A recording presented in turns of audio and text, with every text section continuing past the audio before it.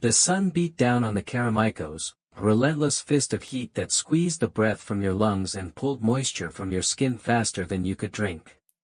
It was not the proud, dry heat of the agora, where philosophers debated beneath colonnades and citizens felt the civic pulse of Athens. This was an earthier heat. Thick with the scent of drying clay from the potter's workshops, the faint, sweet sick smell of the nearby burial ground, and the ever-present tang of sweat and dust. This was Kinna's world. She knelt by the small, cracked basin in the courtyard behind her father's workshop, her hands plunged into the water drawn hours ago from the public fountain, cool only by comparison to the air. The clay jars stood sentry against the wall, heavy and waiting. Hauling water was a morning ritual as unavoidable as the sunrise itself, a task that etched lines of fatigue into the shoulders and tested the will before the day truly began. Her fingers, stained faintly brown and green, stirred the water. Not in leisure, but purpose. Bits of crushed rue and thyme steeped there, an infusion for a compress. Simple things. The world outside this district spoke of golden temples and the wisdom of men who did not believe in pants, but here, survival was measured in handfuls of dirt, jars of water, and the quiet, persistent knowledge of what plants could offer. Kinna rose, the shift from cool water to hot air like a physical blow. Sweat immediately beaded on her brow and slicked her worn tunic against her back. It stuck in those awkward places the original text spoke of, a constant, uncomfortable reminder of the body's losing battle with the elements. Her home, attached to the workshop, was indeed a sun-baked oven, its mud brick walls radiating the stored heat of the past several days. There were no windows, just dark openings covered by shutters. No breeze found its way inside. Privacy was a concept as alien here as the idea of a roof that did not leak when the infrequent rains finally came. Her mother, Elara, was already inside, grinding barley for the morning meal. The rhythmic scrape of stone against stone was the soundtrack of their lives. Kinna entered the dim house, the air stagnant and thick. Elara glanced up, her face lined with a familiar worry. "Still out there with your leaves and roots, Kinna, the sun will take you." "Theron's cough is worse," Kinna replied, pouring the herbal water into a smaller bowl. "This might ease his breathing." Elara sighed, a sound Kinna knew well. It spoke of love, fear, and the weary knowledge of limits. "Clyto sent for Lycon yesterday. The formal healers have powders and purges." Kinna's jaw tightened. Lycon. The name itself tasted of dust and dismissal. She had seen him, a man in cleaner cloth than anyone in the Karameikos dared wear, his hands clean. His pronouncements confident and utterly detached from the reality of their lives. His methods were theory. Kinna's were born of earth and necessity, passed down from her grandmother, Demetria. Demetria, who knew the whispers of plants better than any man knew his own soul. And was still seen by many as little more than a clever village crone. "His powders do little for a cough that shakes the bones," Kinna said, dipping a strip of linen into the infusion. "And his purges. They take the little strength they have." Elara did not argue, she had seen it too. She had seen too many faces turn ashen despite the learned pronouncements from men whose feet never touched the Karameikos dirt unless summoned by a purse full of coins. "Just be careful, child. They do not like it when we step outside our place." "Our place." Woman. Commoner. Resident of the Karameikos, a place of potters and tombs. Not temples and philosophy. Kinna knew her place, but she also knew the properties of mullein for a cough, of willow bark for pain, of feverfew for the burning heat within. Knowledge that did not come from scrolls in the agora, but from dirt under fingernails and whispers in the quiet parts of the world. Breakfast was maza, thick barley cakes, as unyielding as sun-dried clay. Kinna dipped hers in the watered-down wine. The water from the fountain was safer with the wine mixed in, a bitter truth everyone accepted. No one ate with joy. It was fuel. Kinna ate quickly, her mind already on Theron. The Karameikos was stirring as she stepped out. The rhythmic thud of clay being worked, the clatter of tools, the low murmur of voices.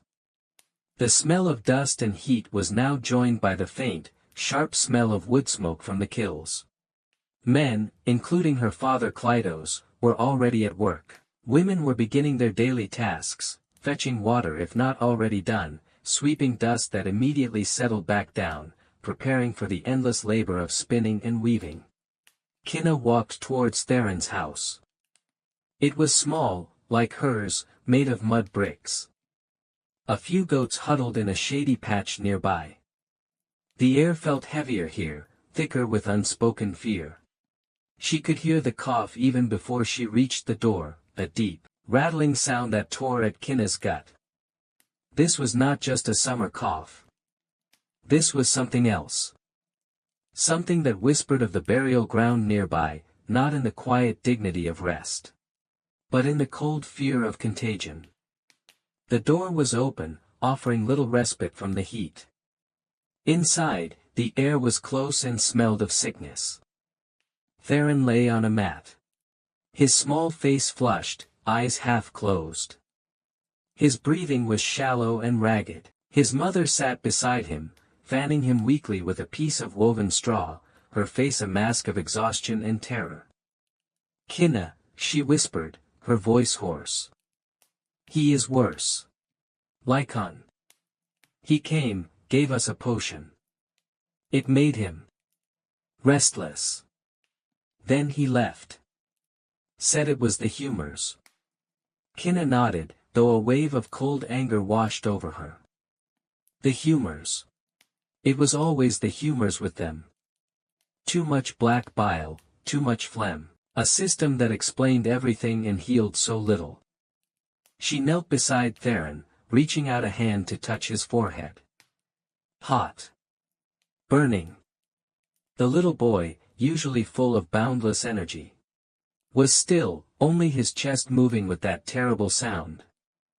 "I brought something," Kinna said softly, producing the damp linen compress. "Rue and thyme. It might help loosen the phlegm." She carefully placed it on his chest. The mother watched, her eyes clinging to Kinna with desperate hope. Kinna sat with them for a while, murmuring quiet words, smoothing the boy's hair. She checked his tongue pale. Coated, felt his pulse weak, rapid. These were the things Demetria had taught her, the subtle language of the body speaking its distress. But the body was not the only thing speaking. Fear was a loud voice in the Karameikos, and it was spreading faster than any cough. By noon, another child was showing the same symptoms. Then an older man, a potter Kinna knew, complained of aching bones and a fever he could not shake. This was not isolated. This felt like something else entirely. Something insidious, creeping through the dust and heat. Whispers started. Not just about the sickness, but about Kinna. Had she touched the sick child? Was she bringing things from near the tombs? Traditional healers were one thing, but illness like this. It felt like it needed something stronger. Something formal. Dr. Lycon returned to the Karameikos later that day, summoned not just by one family this time, but by the community elders, panic etched on their faces. He arrived with an attendant carrying a small box of instruments and vials.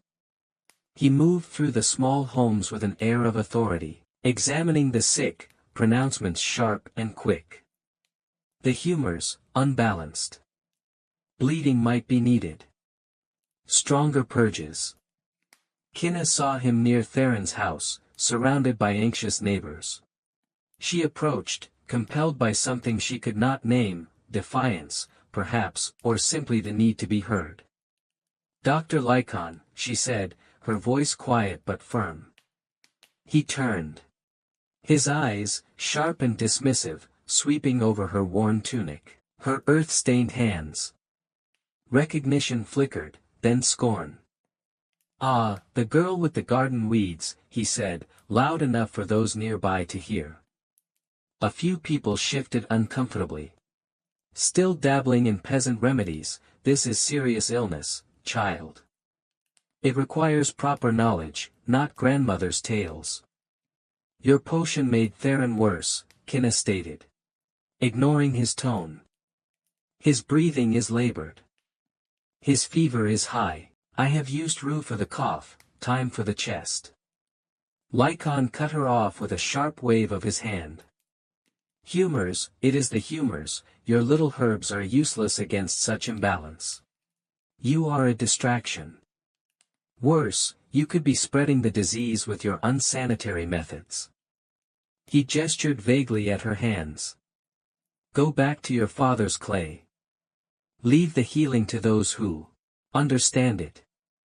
A wave of heat, distinct from the weather, flooded Kinna's face. Anger warred with the instinct to retreat. Demetria's voice echoed in her mind, quiet but clear, "They will dismiss what they do not understand. Show them, I understand the plants," Kinna said, raising her voice slightly, her hands clenching at her sides. "I understand the fever that burns and the breath that chokes. Do you understand the smell of sickness in the house? Doctor, do you sleep in these walls?" Lycon's face hardened. "Impudent girl, I understand the body's workings, the balance of fluids, knowledge passed down through generations of learned men. Not superstition pulled from ditches." He took a step towards her. "I warn you. Do not interfere with my patients. Do not spread your foolish remedies. If this illness worsens, the city will look for a reason. Do not be that reason." He turned his back on her then, dismissing her utterly, and returned to examining the sick. The neighbors who had gathered dispersed slowly. Some casting uncertain glances at Kinna, others avoiding her gaze. Elara appeared in the doorway, her face pale. "Kinna, come inside." "Leave it. You cannot argue with them." Kinna did not move immediately. The heat, the dust, the smell of sickness, Lycon's contempt, it all pressed down on her. But beneath it, a spark had ignited. Lycon represented the formal world, the world of scrolls and stone temples and men who dismissed women and commoners. But his knowledge was failing. And Kinna's, rooted in the earth of the Karameikos, was all these people had left when his potions ran out and his purges weakened them further. "Show them." Demetria's voice. The word settled in Kinna's heart, pushing aside the fear. She would not leave it. The Karameikos became a landscape of fear. Each sunrise brought news of more cases. The dry, rattling cough, the burning fever, the aching bones. It was not just the children now. Adults were falling sick. The potters' workshops, usually echoing with the sounds of creation, grew quieter as men weakened or stayed home to tend to their families. The smell of illness grew stronger, mingling with the clay and dust. Dr. Lycon made his rounds, his face growing more strained despite his outward confidence. His treatment seemed to have little effect. Bleeding weakened the sick further. The purges offered no relief. Frustration began to show in his sharp gestures and shorter temper. The community, initially deferential to the formal physician, began to look at him with questioning eyes. His learning was not saving them. Kinna worked tirelessly. She moved through the small homes, a quiet, persistent presence. She did not have Lycon's instruments or his pronouncements of humoral imbalance. She had her hands, her eyes, her nose, and the knowledge Demetria had poured into her over years. She knelt by the sick, feeling their heat, listening to their breathing. Observing the color of their lips, the state of their tongue. She continued using the rue and thyme, focusing on easing breathing and offering comfort. She brewed teas from willow bark to try and lower the fever and ease the aches. though it only offered temporary relief. She mixed poultices from special clays and crushed plants to soothe burning skin. She knew the limits of her remedies, especially against something this aggressive. But she also knew the value of simply being there, offering a cool cloth, a quiet word, a small act of care in the face of overwhelming helplessness. Her mother, Ilara, helped where she could, boiling water, preparing infusions. But she still worried constantly. "Kinna, you are wearing yourself thin. And have you heard what they say? Lycon's attendant, he is telling people you are using plants from the burial grounds, that you are drawing sickness from the dead." A cold knot formed in Kinna's stomach. It was true that some potent herbs grew in the quiet, undisturbed earth near the tombs, drawing richness from the soil. Demetria had taught her which ones were safe and how to use them with respect. But in the grip of fear, such knowledge could be twisted into something sinister. Drawing sickness from the dead. It was a potent accusation, playing on ancient fears of miasma and the unclean. "The plants grow where the earth is rich, mother," Kinna said, her voice tight. "They do not carry death. They carry healing." "But they do not see it that way," Ilara insisted, wringing her hands. "They see a woman alone, using strange plants, when the learned man is failing. Fear looks for a scapegoat." Kinna knew she was right. Lycon's attacks were not just about discrediting her methods. They were about preserving his own authority and potentially finding someone to blame if the epidemic raged out of control. He could not blame the gods, not openly. He could not blame himself. A woman using folk remedies was a convenient target. Despite the fear and the whispers, Kinna found small sources of hope. The little boy Theron, though still very sick, had responded slightly to her care. His breathing, while still labored, was sometimes less rattling after the rue compress. His mother, her face etched with exhaustion, clung to Kinna's presence. He slept for a little while. "Kinna," she would whisper, her eyes full of fragile gratitude. "Lycon's potion." He just cried and tossed. These small glimmers fueled Kinna. They were proof, not of complete healing, but of comfort, of easing suffering where the formal methods failed. It was not abstract theory. It was a child breathing a little easier. One afternoon, as Kinna was preparing a new poultice, gathering fresh clay from a specific clean vein near the workshop, Dr. Lycon himself approached her directly. He was not with his attendant this time, or a crowd. He was alone, his face tight with barely concealed frustration. "Girl," he said, his voice low but sharp. "I see you persist in this interference." Kinna straightened, holding the ball of damp clay. The smell of earth was grounding. "I am helping those your methods cannot reach, doctor." "You are deceiving them," Lycon snapped. "Filling their heads with false hope and dangerous concoctions, this illness. It is potent. It requires rigorous application of established principles. Your peasant tricks are a distraction, and your principles are failing." Kinna countered, her voice steady despite the tremor in her hands. "I have seen no one improve under your care. Only weaken." Lycon's eyes narrowed. "You speak of things you cannot understand. The body is a complex vessel, governed by the humors, by the celestial spheres. You understand only dirt and weeds. I understand the heat leaving a brow after a certain tea." Kinna said. "I understand a cough easing after a specific compress. I understand the difference between a healing sleep and an exhausted stupor." "Do you, doctor?" He stepped closer, his voice dropping to a harsh whisper. "Listen to me. Girl. This is your only warning. Cease this immediately. Do not administer any more of your potions. Do not tell these people you can help them.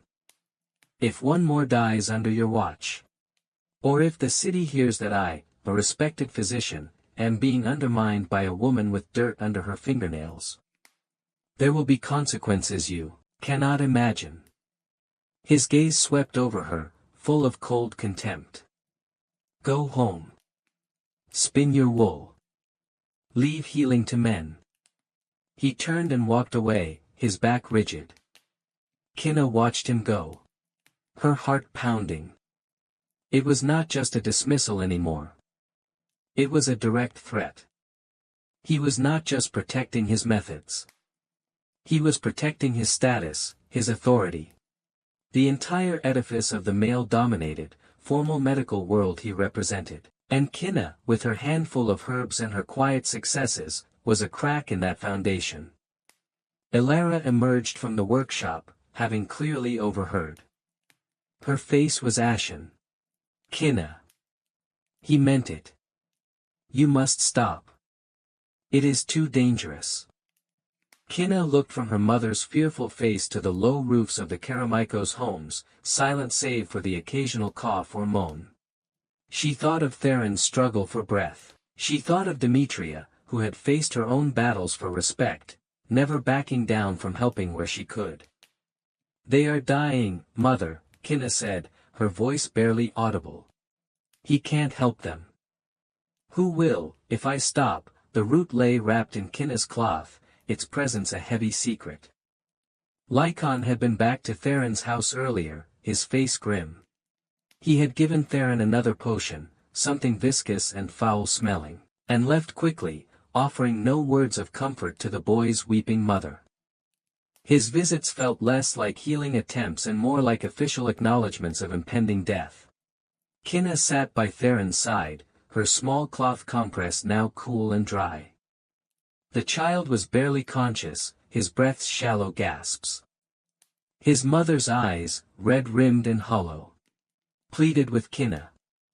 Is there nothing else? She whispered, her voice breaking.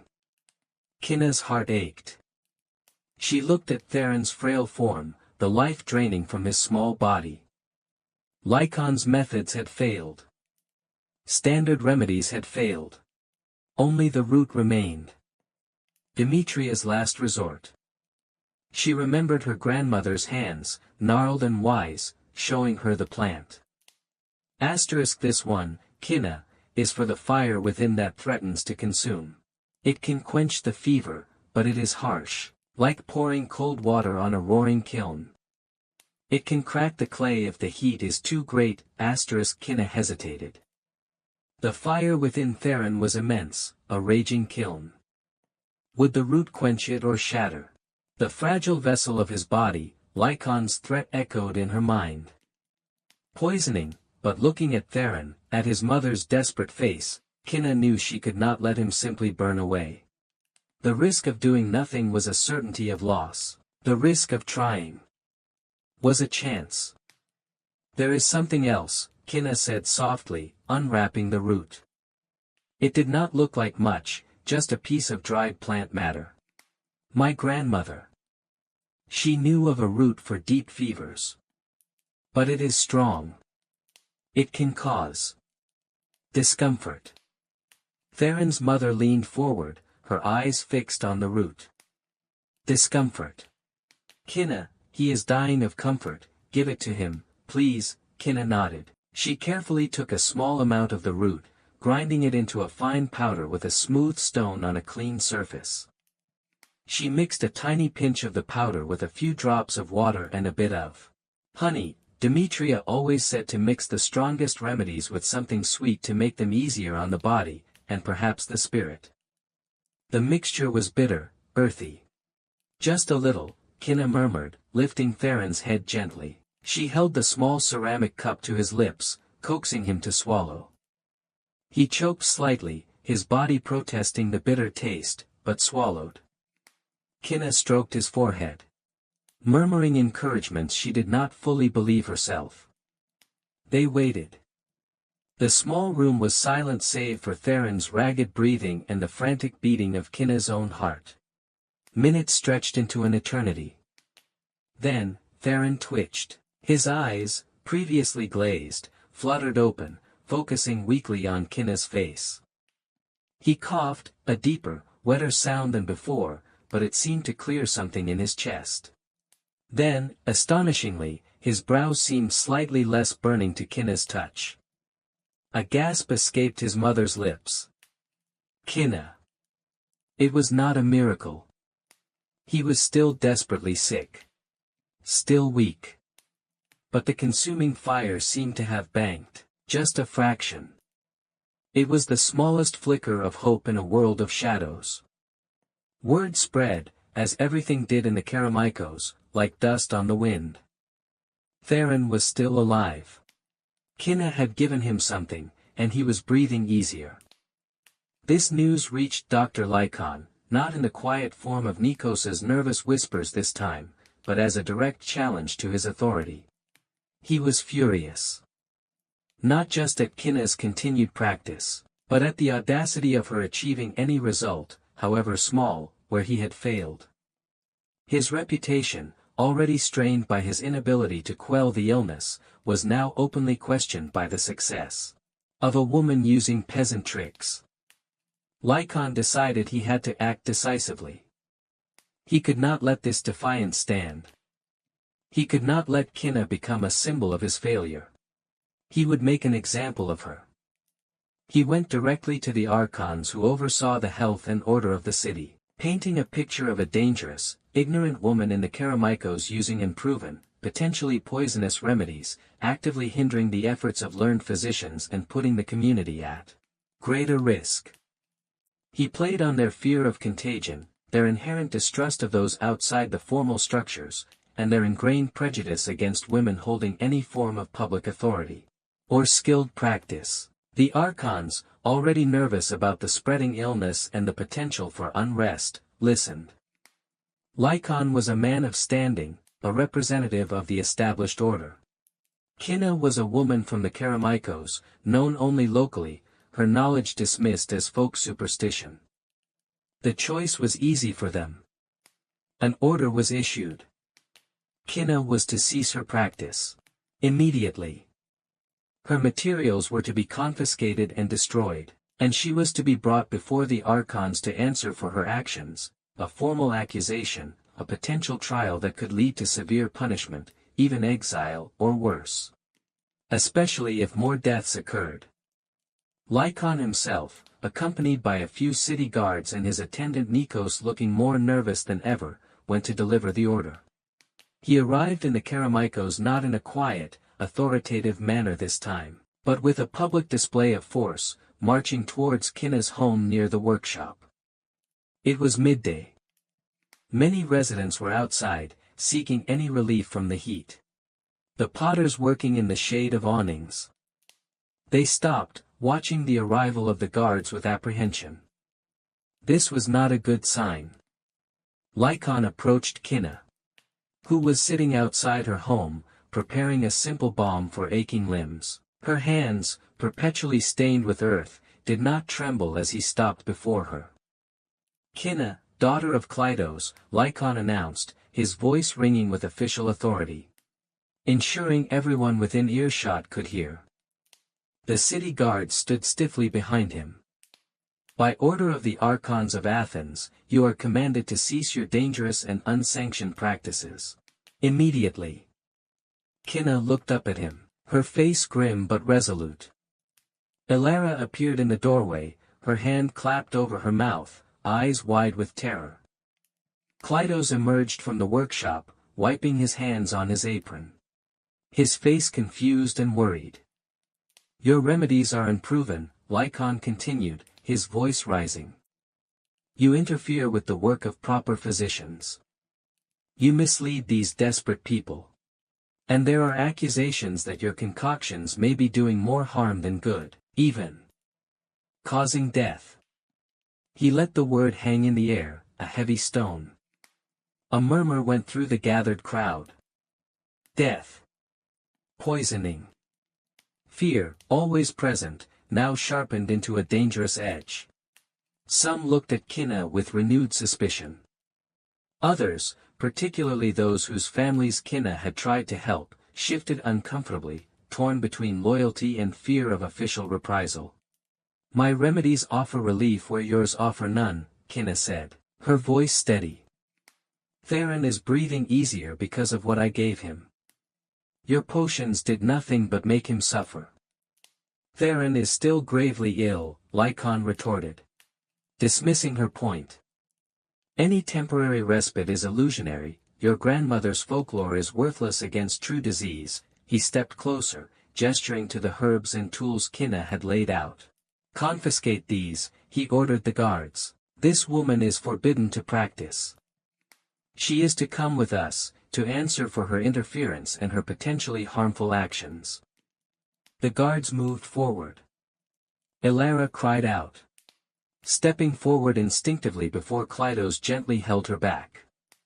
Panic flared in the Karamikos. Kinna stood, her hands dropping to her sides. She was cornered. Lycon had played his hand, using the city's authority and the community's fear to silence her, but she would not be silenced in shame. Kinna looked at Dr. Lycon, then at the city guards, then at the faces of her neighbors, a mix of fear, uncertainty, and hesitant hope. She thought of Theron, fighting for each ragged breath. She thought of Demetria, who had faced suspicion with quiet strength. Stop, Kinna said, her voice clear, cutting through the tense silence. The guards paused, looking to Lycon. Lycon sneered. You think you can defy an order from the Archons, girl, your herbs offer no magic against the law. My herbs offered Theron a night's sleep, a cooler brow. Kinna retorted, stepping slightly forward.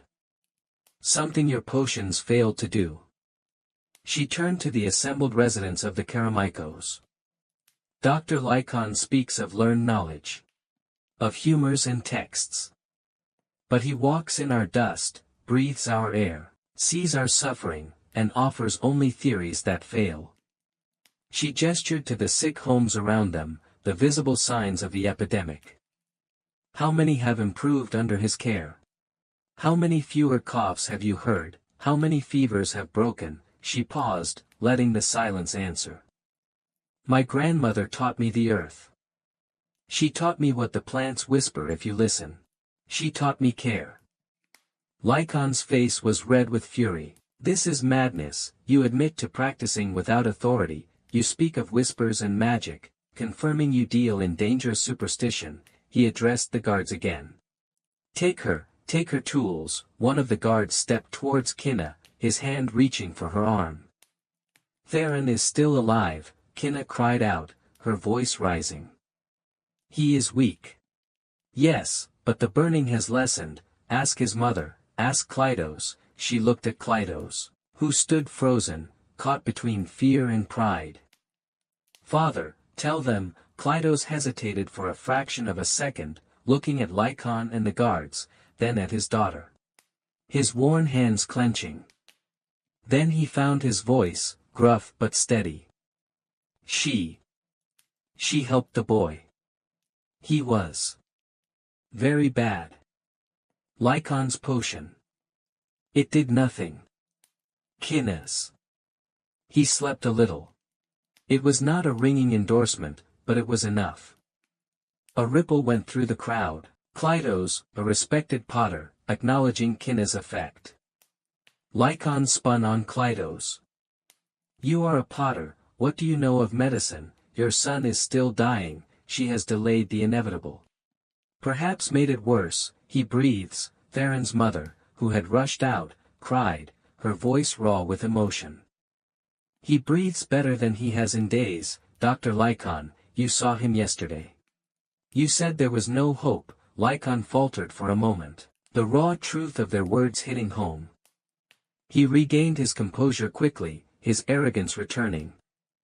Any temporary improvement is misleading, you cling to false hope. I represent the true knowledge of Athens, this woman is a threat. He gestured fiercely towards Kinna.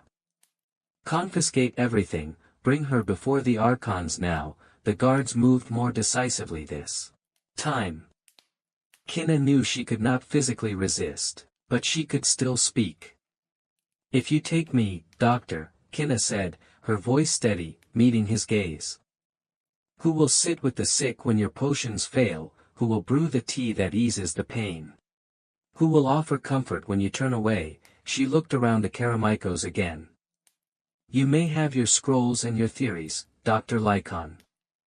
But I have the earth under my feet, the plants in my hands, and the trust of those who have seen what your knowledge cannot heal. Lycon lunged forward, grabbing her arm himself, his grip surprisingly strong. Silence, you will speak no more, but Kinna was not silent. In that moment, surrounded by the dust, the heat, the fear, and the faces of her community, she understood her grandmother's legacy fully. It was not just about the plants. It was about presence. It was about defying dismissal. If I am poison, Kinna declared, pulling her arm from his grasp with a sudden strength born of fury and desperation, her voice ringing out, then why are your hands empty when sickness takes us? The question hung in the air. It was not just directed at Lycon. It was directed at the city. At the formal world, at the system that claimed authority but offered no salvation here in the Karamikos. Lycon stared at her, momentarily stunned by her outburst. Nikos, the attendant, looked horrified, glancing between Lycon and Kinna, clearly wanting to disappear. The guards hesitated, unsure how to handle this public defiance, this raw, undeniable truth in the face of official bluster.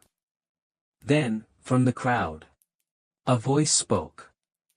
An old woman Kinna had given a headache remedy to just days before. She helped my grandson with his fever. Lycon never even came. Another spoke up. She sat with my wife when she burned. Just sat. Healers do not just give potions and leave. Small voices, hesitant at first, began to rise. They were not defending Kinna's specific methods as superior, not yet. They were defending her presence. Her care. The simple fact that she stayed and tried, when the official healer had given up. Lycon's carefully constructed authority began to crack under the weight of these simple, undeniable truths from the people who lived and suffered here. He could dismiss Kinna, but he could not dismiss the collective experience of the Karamikos. He looked around, seeing the faces were no longer just fearful, but watchful, some even hostile. The moment for simple confiscation and quiet arrest had passed. Kinna had forced a public confrontation. He changed tactics. He could not take her by force here without potentially causing a riot. Especially now that some were speaking in her favor. He would use the law, the formal process. Very well, Lycon said, his voice lower, regaining some of his cold control. He pointed a finger at Kinna. You will present yourself before the Archons. Tomorrow at dawn. You will explain your actions and answer the charges against you. Refuse, and you will be brought in chains. Keep silent now, and await the justice of the city. He motioned the guards back. They retreated slightly, maintaining a watchful distance. Lycon straightened his tunic, trying to regain his air of detached authority. He glanced at Kinna one last time. A look of pure, cold enmity in his eyes, then turned and walked away, his attendant hurrying after him. The crowd watched them go. The tension remained, thick in the air. Kinna stood alone, still in the small space she had made her stand. Her heart was still pounding, but a strange calm had settled over her. She had not been dragged away in shame. She had been challenged to face the city itself. Elara rushed to her side, embracing her fiercely, tears streaming down her face. Kinna, you defied him, you have to go, hide, you cannot face the Archons, she spoke for us, Klytos said, coming forward. Looking at Kinna with newfound respect. He failed us. She did not. Kinna looked at her parents, then back at the street, the houses filled with the sick. She thought of Demetria. Asterisk faced them, Kinna. With truth. It is the sharpest blade, asterisk I will go, Kinna said, her voice tired but resolute. I will face the Archons. I will speak for the Karameikos. And I will speak for the earth. Kinna spent the rest of the day preparing. Not just her meager belongings, but her mind. Ilara packed a small satchel with some dried figs, a piece of maza, and a clean wrap. Klydos watched, still quiet, but his presence was a solid, comforting weight. The Karameikos residents, though scared, offered what little support they could, a small pouch of traded barley, a word of encouragement whispered on the street. A nod of solidarity. Kinna revisited Theron. He was still weak. Still far from well, but the worst of the burning fever seemed to have passed. He stirred when she touched him, his eyes slightly clearer than before. His mother's gratitude was immense. A silent pressure on Kinna's soul. He lives, she murmured, holding Kinna's hand. Because of you. Kinna did not claim a cure. She knew that ancient illness was unpredictable. Its course mysterious. Perhaps the root had helped. Perhaps Theron's own strength had fought it off. Perhaps the gods had intervened, despite their capriciousness. But the Karameikos saw it differently. They saw Lycon's failure and Kinna's intervention followed by a glimmer of hope. In their eyes, she had done something. As evening fell, casting long, cool shadows over the district, Kinna sat with her parents. Ilara still urged caution, perhaps even flight. You do not understand the Archons, Kinna. They are powerful men. They listen to men like Lycon. They do not listen to us. They must listen to the truth, Kinna said. Though the fear was a cold stone in her stomach. She thought of Demetria again.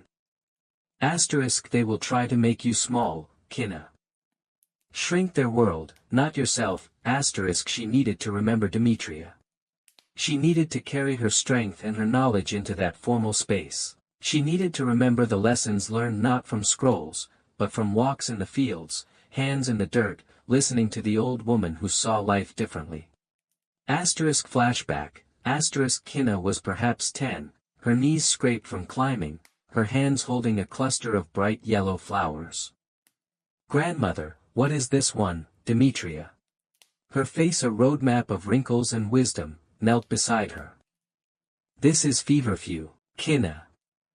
See its small petals, like tiny suns, it blooms where the earth is patient. It cools the fire. She took a leaf, crushed it between her fingers. The scent was sharp. Almost bitter. Smell. Remember. This is its voice. Asterisk another memory, asterisk Kinna, older, helping Demetria prepare a poultice for a neighbor's broken leg. The mix of herbs. Clay, and something else, something warm and earthy. It is not just the plants. Child, Demetria had said, kneading the mixture with strong hands. It is the intention. The focus. The belief that the earth wants to mend. You speak to the plant when you harvest it. You speak to the body when you apply the balm. Healing is a conversation. Asterisk and one more, asterisk Demetria, near the end of her life, her voice thin but clear. They will call it superstition. Kinna. They will call it old woman's tales. They will say you are ignorant because you do not read their scrolls. But their scrolls are dry dust. The earth is alive. Keep your hands in the dirt, child. And do not let them silence its voice. In you. These memories were Kinna's strength.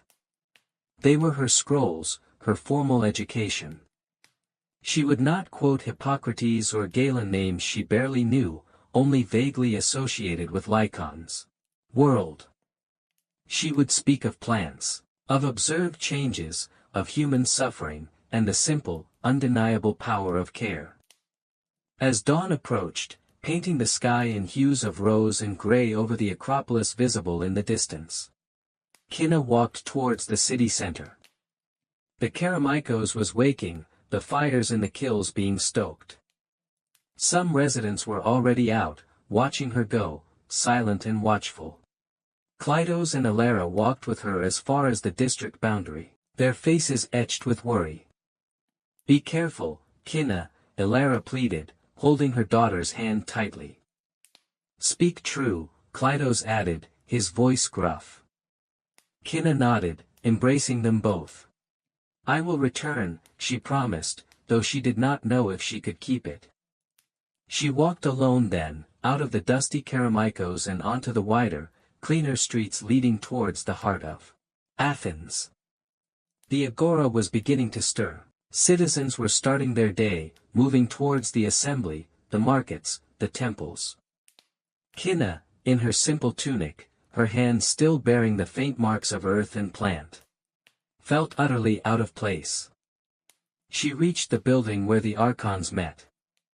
Guards stood at the entrance, their armor gleaming in the early light.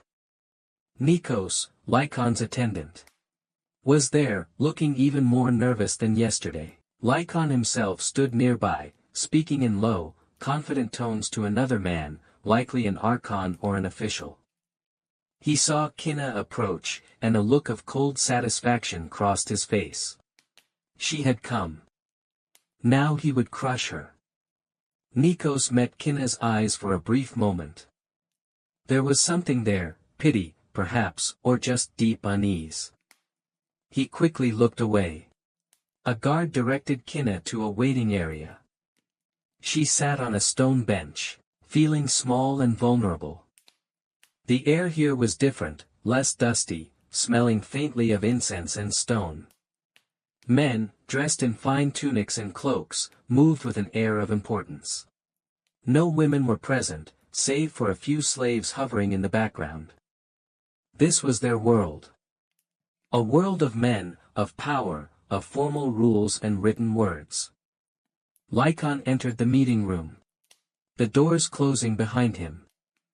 Kinna waited. She closed her eyes for a moment, breathing deeply, trying to draw strength from the memory of Earth and Demetria. She would not let them make her small. She would speak her truth. As messy and unpolished as it was. After what felt like an eternity, a guard came for her.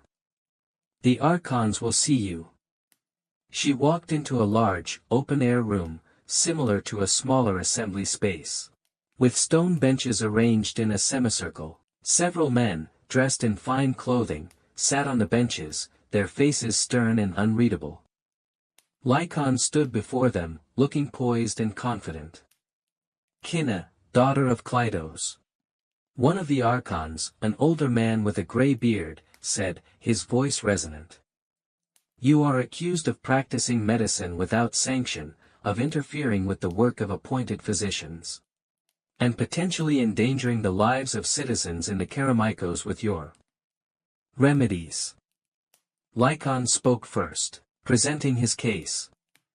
He painted a picture of a severe epidemic, his own tireless efforts, and Kinna as an ignorant, superstitious woman spreading false hope and using dangerous concoctions from the burial grounds, perhaps even causing deaths with her untrained hand.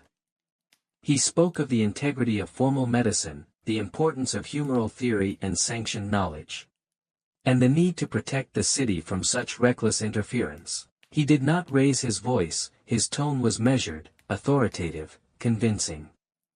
Kinna listened, her hands clasped tightly. He twisted everything. He made her care sound like malice. Her knowledge like ignorance.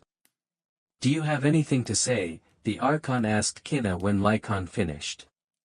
Kinna stepped forward, facing the stern faces of the archons.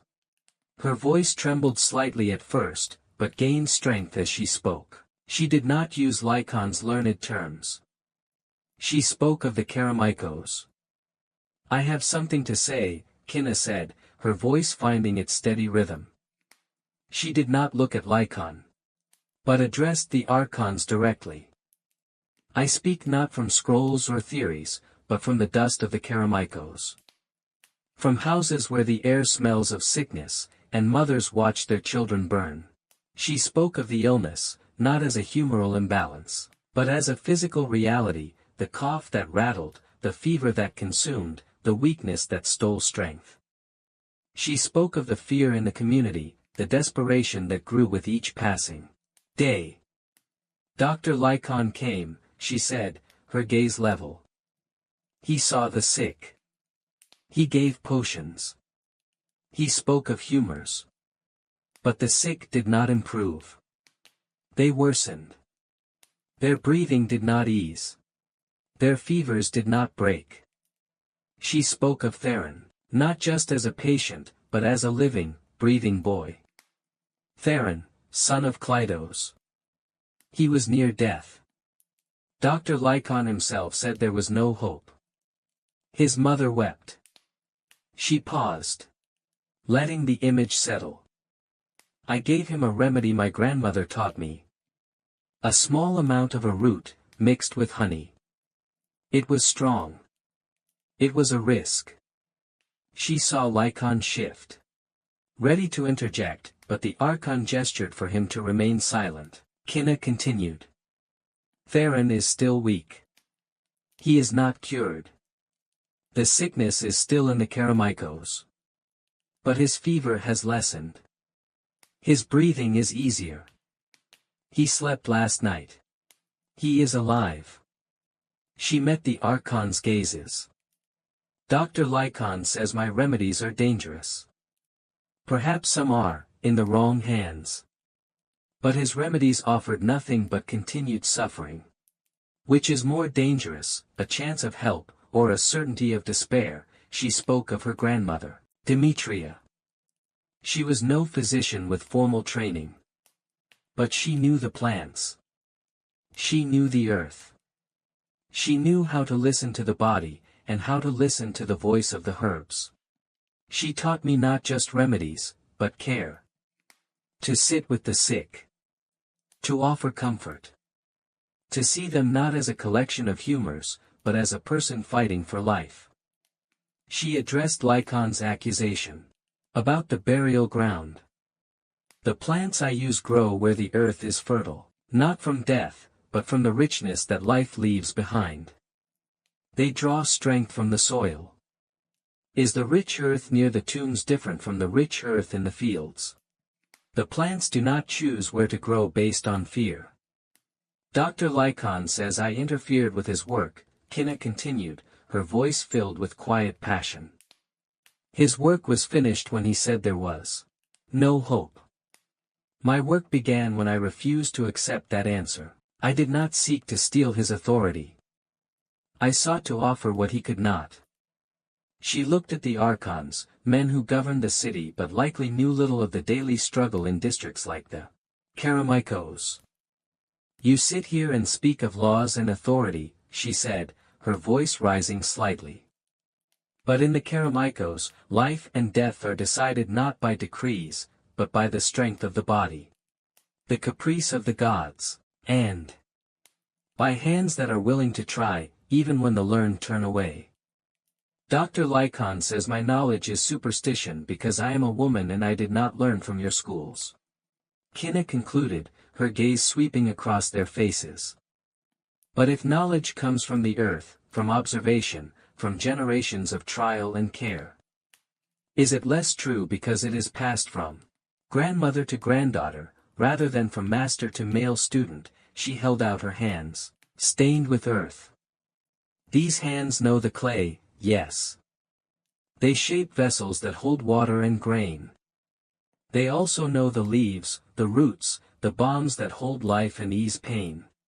Are they less capable because they are a woman's hands? A silence fell over the room. Lycon stood rigid, his face a mask of disbelief and fury. The Archons exchanged glances. Kinna had not used their language, their rhetoric. She had spoken the language of her world, earth, plants, suffering, care. She had laid bare the stark reality of the Karameikos and implicitly questioned the efficacy and perhaps even the compassion of the formal system. The head Archon stroked his beard. You admit to administering remedies without formal sanction. I admit to trying to save a child when formal sanction offered no help, Kinna replied, her voice unwavering. And the accusation of using harmful substances, of poisoning, Lycon interjected, his voice sharp. Her remedies are not understood, they are unpredictable. My remedies are understood by those who teach them and those who listen, Kinna countered. And I challenge Dr. Lycon to show me how a small amount of root and honey could be more harmful than a raging fever left untended, or a purge that weakens the body further. The archons deliberated in low voices. Kinna waited, the tension in the room thick. They were weighing her words against Lycon's authority. The Karameikos' desperation against the need for order and control. Finally, the head archon spoke. This is a difficult matter. The city requires order. Healing requires knowledge. But a time of sickness requires compassion. He looked at Lycon. Dr. Lycon, your service is noted. However, the accounts from the Karameikos suggest your methods, while proper, have not been universally effective in this instance. He turned to Kinna. Kinna, daughter of Kleidos. Your practice without sanction is a violation of city order. Your remedies are untraditional. However, the testimony regarding the boy Theron gives. Pause. He paused, choosing his words carefully, given the crisis in the Karameikos, and the evident desperation. And given that Dr. Lycon has seemingly withdrawn his direct attention from that specific district. Lycon stiffened, opening his mouth to protest, but the archon held up a hand. The immediate need is to contain the sickness and aid the suffering. Formal authority must be respected. But life must also be preserved. He looked at Kinna. You are ordered to cease administering any remedies that could reasonably be considered dangerous or not clearly derived from established herbal knowledge. You are forbidden from claiming to be a physician or charging fees. You are permitted, however, to continue offering care and comfort, and to use simple, recognized herbal remedies and poultices, learned from your grandmother. That caused no apparent harm. It was not a full acquittal. It was not recognition as a physician. It was a compromise born of practicality and the uncomfortable truth Kinna had forced them to confront. Their formal system was failing in the Karameikos. And something, anything, was needed.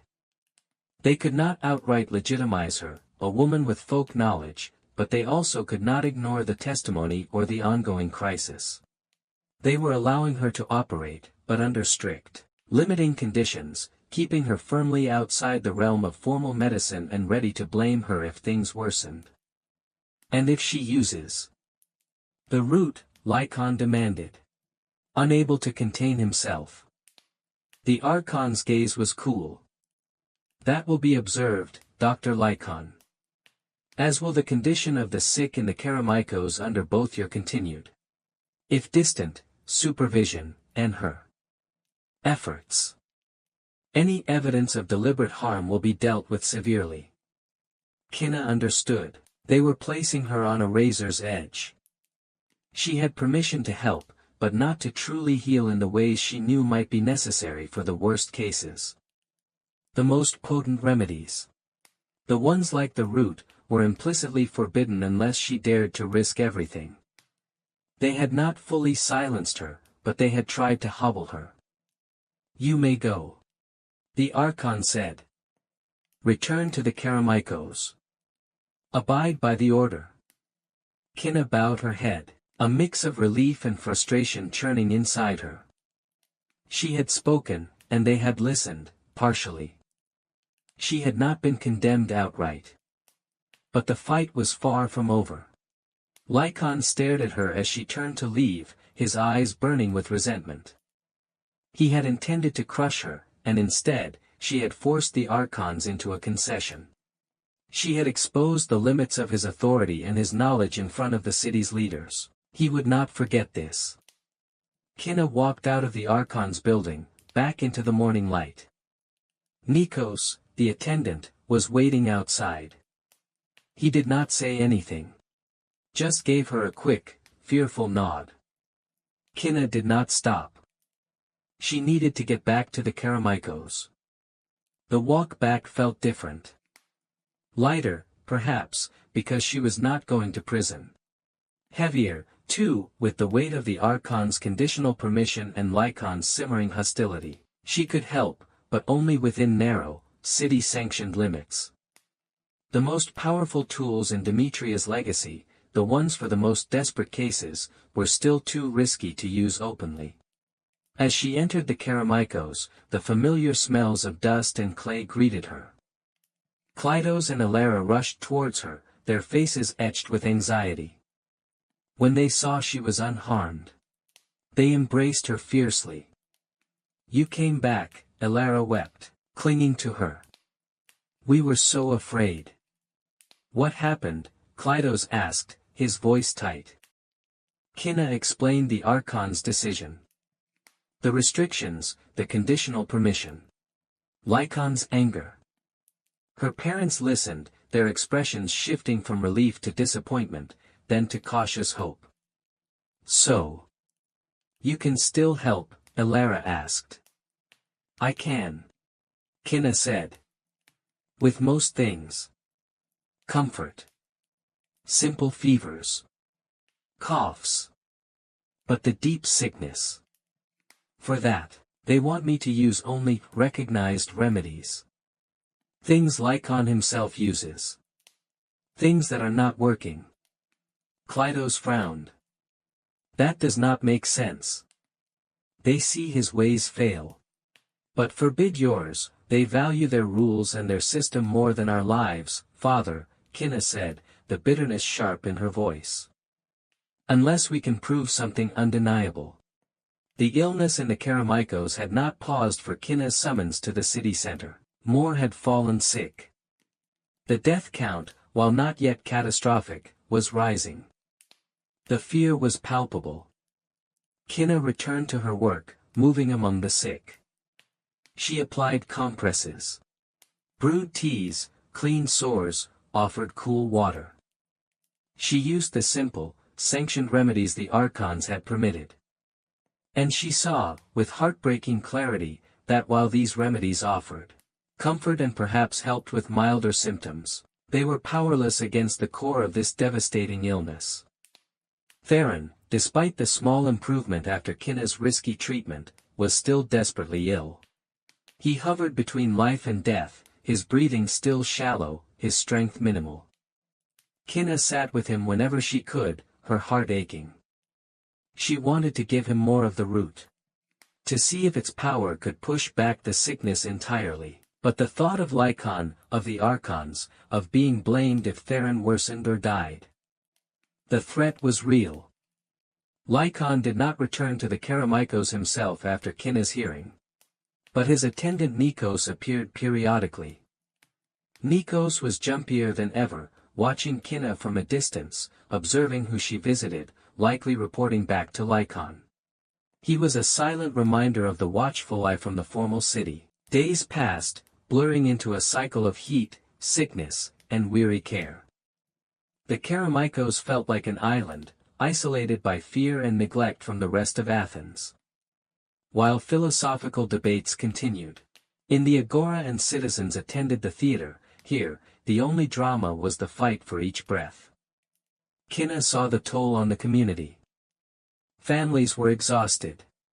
Neighbors hesitated to help each other, afraid of contagion. The air was heavy with grief from recent deaths. And still, Lycon offered no new solutions, no effective help. His world of humors had no answer for this specific, terrifying illness. One sweltering afternoon, Kinna was called urgently to Theron's house. She found him much worse. The small gains he had made were gone. The fever was raging again. Higher than before. His breathing was ragged, rattling. He was unresponsive. His mother was weeping uncontrollably. "He is burning, Kinna," she sobbed. "Like before, worse," Kinna knelt beside him, touching his forehead. It was true. The heat radiating from him felt intense, life-threatening. Her stomach twisted. The simple remedies allowed by the archons were useless now. This was the point Demetria had warned her about. The fire that consumed. Only the root, the risky, forbidden root, had shown any power against it before. Lycaon's threat. The archon's order. The risk of being blamed. It all crashed down on her. She could lose everything, her freedom, her life, the small measure of trust she had earned. But looking at Theron's face, at his mother's desperate eyes, Kinna knew she could not walk away. She could not let him die when there was something, one thing, that might help. The Archon's order was a decree from distant men who did not breathe the Karameiko's air. Lycaon's threat was the bluster of a man whose methods had failed. The sick child's gasping breath was the only truth that mattered in this moment. "I need the root," Kinna said to Theron's mother, her voice tight with urgency. "The strong one. My grandmother's remedy." The mother's eyes widened in recognition and fear. She had heard the whispers about Kinna's strong remedy, about Lycaon's warnings. But the risk, Kinna, they said. They said if he dies. "He is dying now," Kinna said. Cutting her off, her gaze fixed on Theron. Without it. Elara, who had followed Kinna, stood in the doorway, her face pale with horror as she heard the words. "Kinna. No, the Archons, Lycaon, I need the root," Kinna repeated, her voice unwavering. Kleidos was outside, drawn by the commotion. He looked at his daughter, then at the house of sickness, his face grim. Kinna had kept a small amount of the root, hidden carefully. She sent Theron's mother to fetch it. As she waited, she felt Elara's fearful presence, Kleidos's heavy silence. This was it. The moment of irreversible choice. She was choosing the Karameikos. Choosing the possibility of healing. Choosing Demetria's legacy over the safety offered by silence and compliance with a failing system. Theron's mother returned, her hand trembling as she held out the wrapped root. Kinna took it, feeling its power, its danger. She quickly prepared a fresh, slightly larger dose than before, mixed with honey. Neighbors, drawn by the tension, were gathering outside. Kinna knew what they were seeing, Kinna preparing her controversial remedy. The child near death, the palpable risk hanging in the air. The rumors, Lycaon's warnings, her own defiance at the Archon's hearing, it all culminated in this moment. Kinna knelt by Theron again. She lifted his head gently, murmuring promises to the earth and to Demetria. She held the small cup to his lips. The bitter scent filled the air. She knew every eye was on her. She knew Lycaon might hear of this within hours. She knew the potential cost. But she also knew the cost of doing nothing. Theron swallowed the dose, his body giving a weak shudder. Kinna stayed with him, watching. Waiting, praying in her own way, not to the distant Olympians, but to the life force in the plants, to the strength in the child, to the quiet power of the earth. Hours passed. The sun began its descent. The Karameikos held its breath. The air in Theron's small house remained thick with tension and the smell of sickness. Kinna sat, a silent vigil, watching the child. His breathing remained ragged. But perhaps, she dared to hope, a little less frantic. The burning heat of his fever was still there, but perhaps, just perhaps, it had lessened a tiny degree. She was keenly aware of the world. Outside the small room. Of her mother Elara's anxious pacing in the courtyard. Of her father Kleidos standing silently near the door, a sturdy anchor in the storm. Of the quiet murmur of neighbors gathered outside, waiting for news. The Karameikos watched. Listened, judged. And Kinna knew that Lycaon was likely already hearing reports. Nikos, the attendant, had been seen observing the house earlier. The news that Kinna was defying the Archon's order, and using her strong remedy on the boy near death would travel fast through the informal networks of the city. She thought of Demetria, of her steady hands, her calm presence even in the face of doubt. Healing is not always loud, Kinna. Sometimes it is a whisper. You must learn to hear it. Kinna focused on Theron, trying to hear the whisper of his body, the subtle signs of change. She checked his pulse again. Still rapid, but maybe, just maybe, a fraction steadier. His skin felt damp now, sweat, perhaps, a good sign. Just as dusk began to settle, casting long shadows and bringing a slight, welcome coolness to the air, Theron stirred more significantly. He coughed again. A deeper sound, and his eyes fluttered open. They did not just flicker this time. They seemed to hold a flicker of awareness. He looked at Kinna, then at his mother. "Water," he whispered, his voice raspy, barely audible. His mother gasped, tears welling in her eyes, but these were tears of hope. She rushed to get him a small cup of cool water. Kinna carefully helped him sip. He swallowed, then seemed to sink back into a weary sleep. But it felt different from the stupor he had been in before.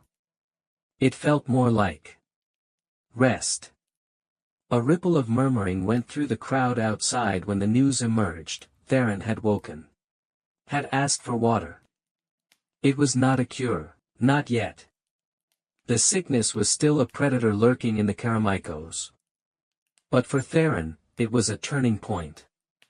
The fever was still present, the weakness profound.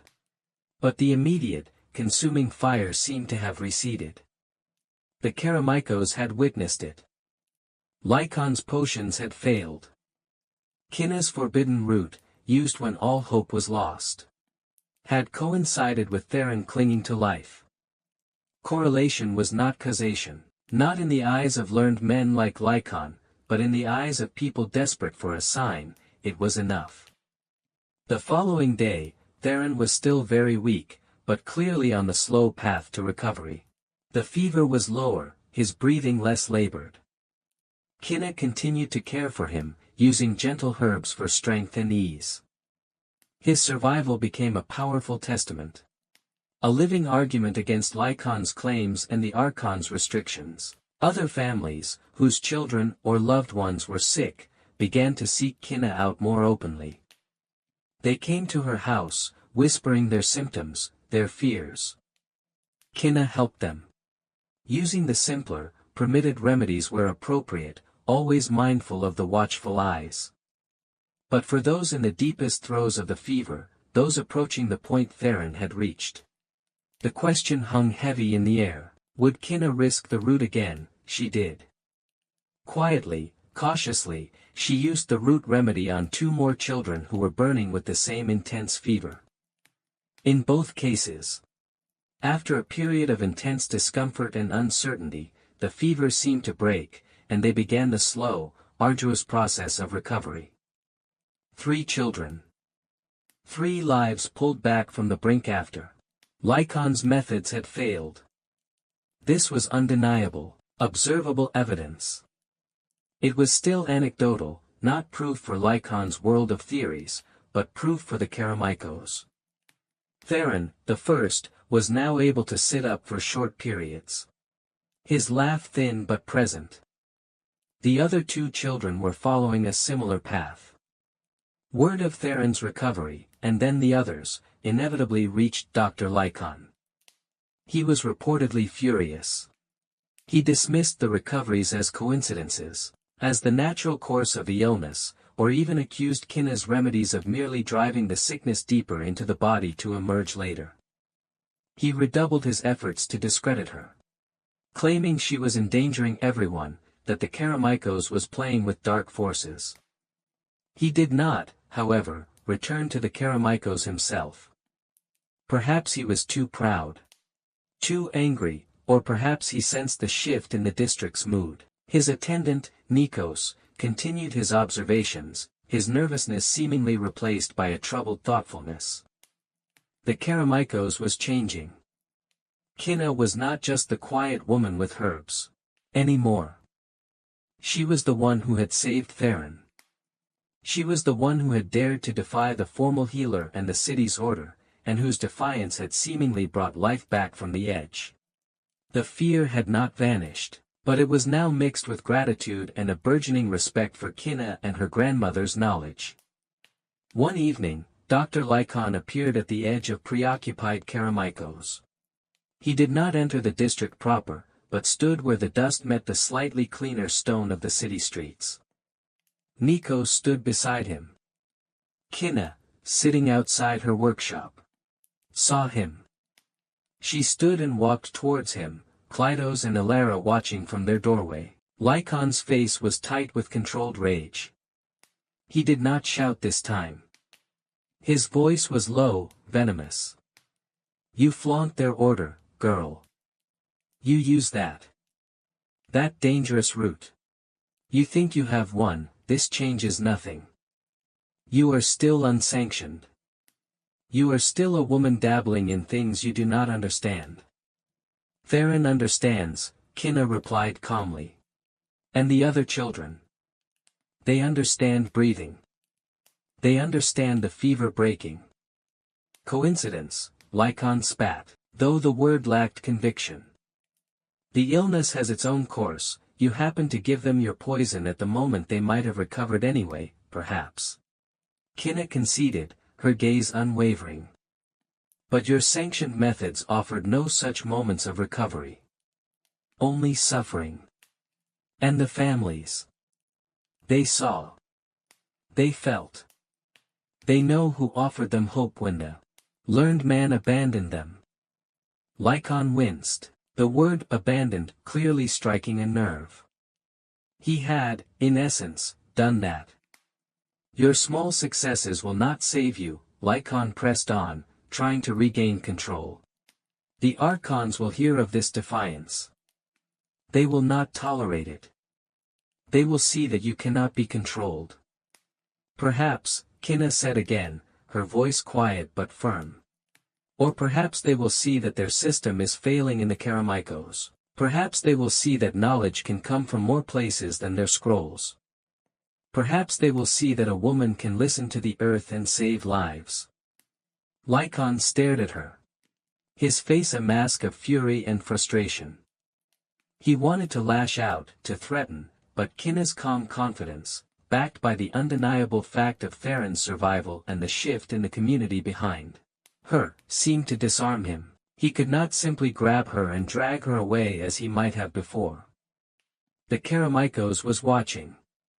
This is not over, Lycon hissed, a promise and a threat.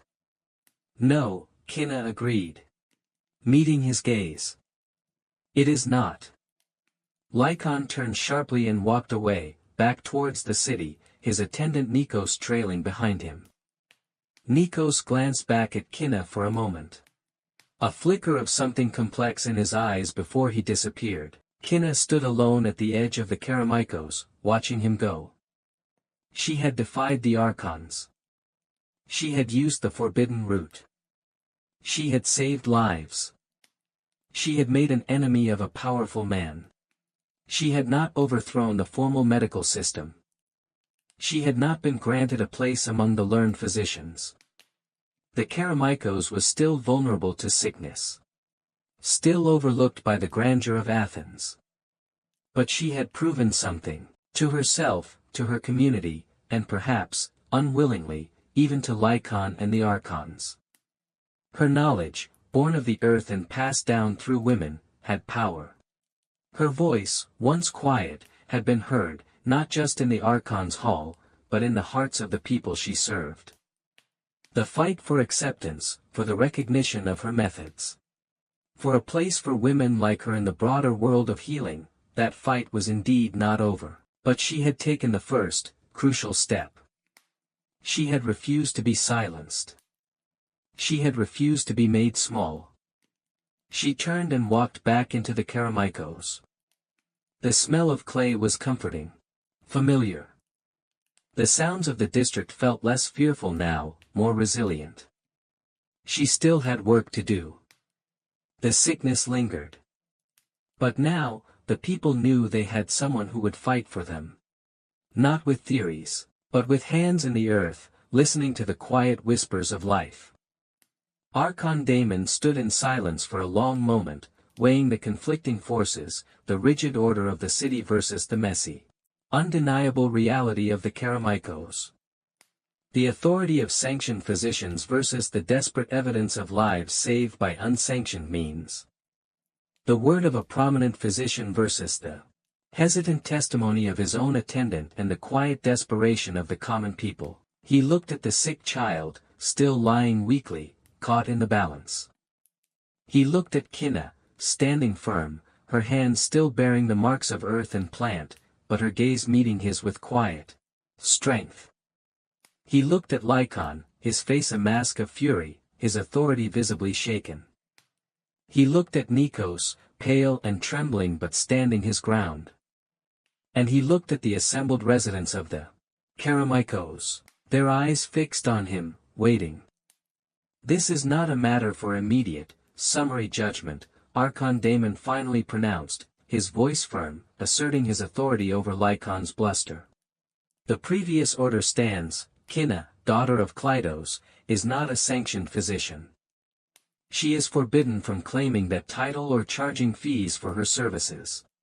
However, he looked directly at Lycon, the evidence regarding the course of this illness in the Karameikos, and the testimony of your attendant, Dr. Lycon, suggests that a strict adherence to traditional methods alone is not proving sufficient in this crisis. He turned back to Kinna. Your use of unauthorized remedies, particularly the one described, is a serious matter. However, given the circumstances, and the apparent outcome in specific cases. He chose his words carefully, navigating the dangerous ground between law and necessity. Given these factors, and until such time as the city's own physicians can offer a more effective response to this specific sickness, you are permitted to continue offering your care to those who seek it voluntarily in the Karameikos. Your methods will remain under observation. He stressed the word observation, a veiled threat, but also a form of conditional, temporary acceptance. He looked pointedly at Kinna. Any proven instance of deliberate harm, or practice beyond simple care and tested herbal remedies, will result in your immediate arrest and severe penalty. But neither will the city ignore evidence of efficacy, should it continue. This was a remarkable concession, forced by the crisis and Kinna's public defiance and Nikos's unexpected testimony. They were not endorsing her. But they were, for now, getting out of her way. Archon Daemon then turned to Lycon. Dr. Lycon, the city relies on its learned physicians. It is imperative that you and others find a way to address this epidemic. Perhaps by observing its course closely, even among those receiving alternative care. It was a subtle command, almost suggesting Lycon swallow his pride and learn from what was happening in the Karameikos. Lycon's face was a picture of furious disbelief. Archon, you cannot, my decision is made, Doctor, Archon Daemon stated, his tone leaving no room for argument. The health of the citizens, even those in the Karameikos, is paramount. Your services are still required. But the immediate crisis in this district will be managed. You, he looked at Kinna, continue your work. You, he looked at Lycon. Continue your observations. Nikos, you will continue to assist Dr. Lycon, and perhaps maintain your observations of the situation in the Karameikos for the Archon's information. He gave Nikos a pointed look, elevating the attendant's role in a way that bypassed Lycon's direct control, making Nikos an unlikely bridge between the two worlds. Archon Daemon gave a final stern nod, turned, and walked away, his presence having reshaped the landscape of the conflict. Lycon stood, sputtering with frustrated rage, unable to comprehend the turn of events. He had come to destroy Kinna, and instead, she had been granted a fragile, temporary legitimacy. And his own attendant had been given a role that undermined his authority. He glared at Kinna, then at Nikos. "You," he snarled at his attendant. "You will regret this." Nikos paled further, but stood his ground, looking from Lycaon to Kinna with a mixture of fear and something akin to wonder. Lycaon turned his burning gaze on Kinna one last time. There was no arrogance now, only pure, cold hatred. He saw her not just as an ignorant woman, but as a fundamental threat to his world. "This changes nothing, girl," he whispered, his voice raw. "This is a temporary reprieve. I will be watching. Any mistake, any death, and I will see you broken." Kinna met his gaze. She did not respond with anger, but with a quiet resolve. "I will be here, doctor," she said softly. "Doing what is needed." Lycaon wheeled around and strode away, his attendant Nikos following him. His head held slightly higher than before. The residents of the Karameikos, who had watched in stunned silence, slowly began to murmur. They looked at Kinna with awe. She had faced the Archon, faced Lycaon, and had not only survived, but had won the right to continue. Theron's mother rushed forward, embracing Kinna fiercely. "You saved her, Kinna, and you stood up to them." Kleidos and Alara came to her side, their faces a mixture of pride, relief, and lingering fear. "You did well, child," Kleidos said, his voice rough with emotion. Kinna looked at the setting sun, then at the faces of her community. The illness was not gone. The threat from Lycaon was not gone. Her path was still uncertain, still fraught with danger and judgment. But she had done it. She had taken the knowledge passed down through generations of women, knowledge rooted in the earth and dismissed by men, and she had forced the city to acknowledge its value, even just for a moment, in the face of crisis. Her hands were still stained with earth.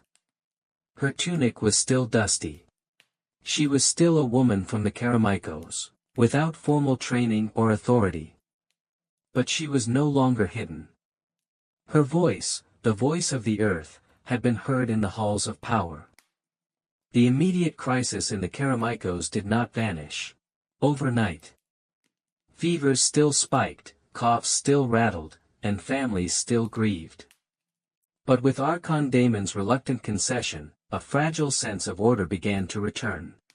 Kinna's work became more visible, less clandestine. She moved through the district with a quiet authority earned not through official decree, but through proven care and a willingness to stand against the established power structure. Nikos, Lycaon's attendant now tasked with reporting to Archon Daemon, became a more frequent, though still awkward, presence. He observed Kinna's methods, sometimes asking hesitant questions. He saw her meticulous preparation of herbs, her gentle handling of the sick, her insistence on cleanliness basic, but more than many practiced. He began to see her knowledge not as random superstition, but as a different kind of system, rooted in observation and practical application.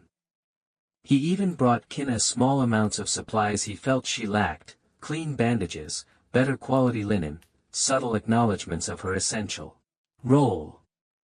Lycaon, meanwhile, remained in the city proper, his reports to the Archons likely filled with skepticism about the Karameikos' recovery and continued accusations against Kinna. But he lacked the direct evidence of failure he desperately needed. As weeks turned into months, the epidemic began to wane. The oppressive summer heat gave way to the slightly cooler air of early autumn.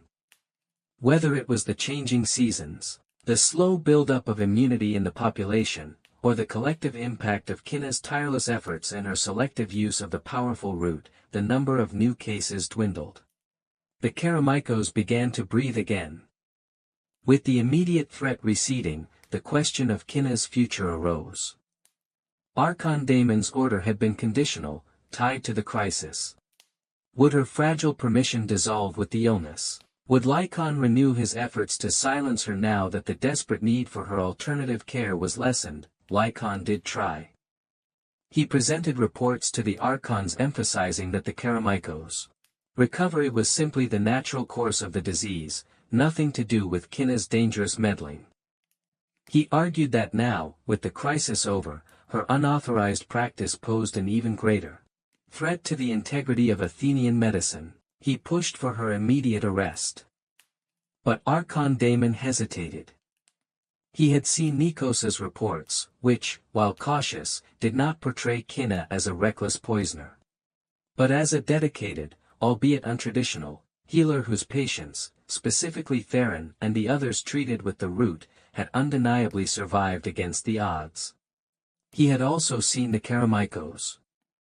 He knew the gratitude and respect the people there held for Kinna. Arresting her now, after she had been the only one offering consistent help, would be politically unpopular, potentially creating unrest in a district that had already suffered greatly. Instead of immediate arrest, Archon Damon summoned Kinna and Lycon again. This time, the meeting was less a trial and more a negotiation, albeit one still weighted against Kinna. Lycon reiterated his accusations, his voice sharp with lingering resentment. Kinna, calmer now than at the height of the crisis, spoke of the children who had recovered, of the comfort she had offered, of the knowledge passed down to her. She did not claim to be a formal physician, but she asserted the value of her skills.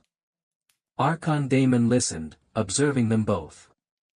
He saw Lycon's rigid adherence to theory, his inability to adapt, and his transparent desire for revenge.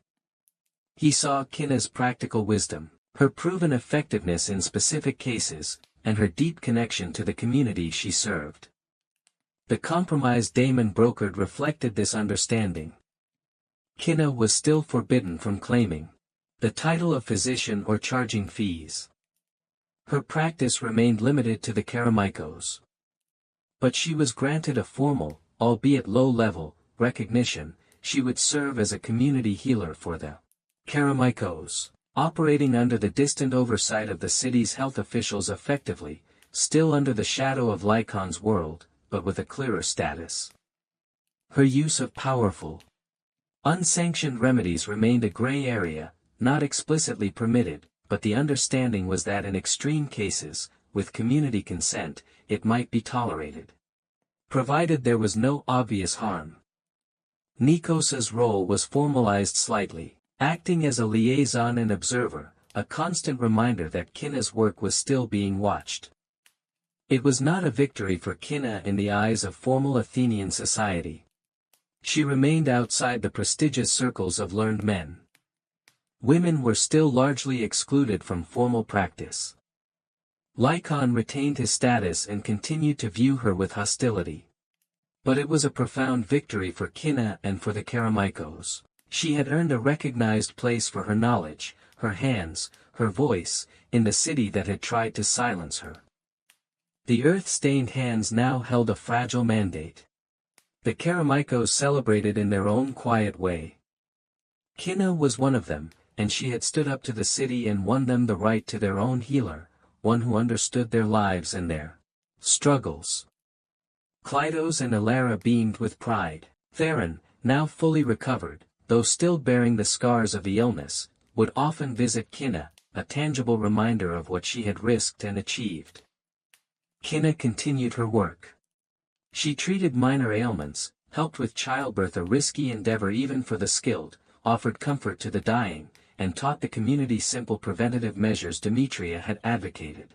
The most potent herbs, the root especially, were used only when absolutely necessary, the risk still present, but now mitigated by her established presence and the community's trust. Her relationship with Nikos evolved from wary observation to a hesitant exchange of knowledge. Nikos, disillusioned by Lycon's rigid arrogance and fascinated by the results he had witnessed, began to ask Kinna about her methods. The plants, the philosophy behind her healing. Kinna, in turn, learned from him about the formal understanding of anatomy, the ideas about humors, seeing how her practical knowledge intersected with, and diverged from, the established theories.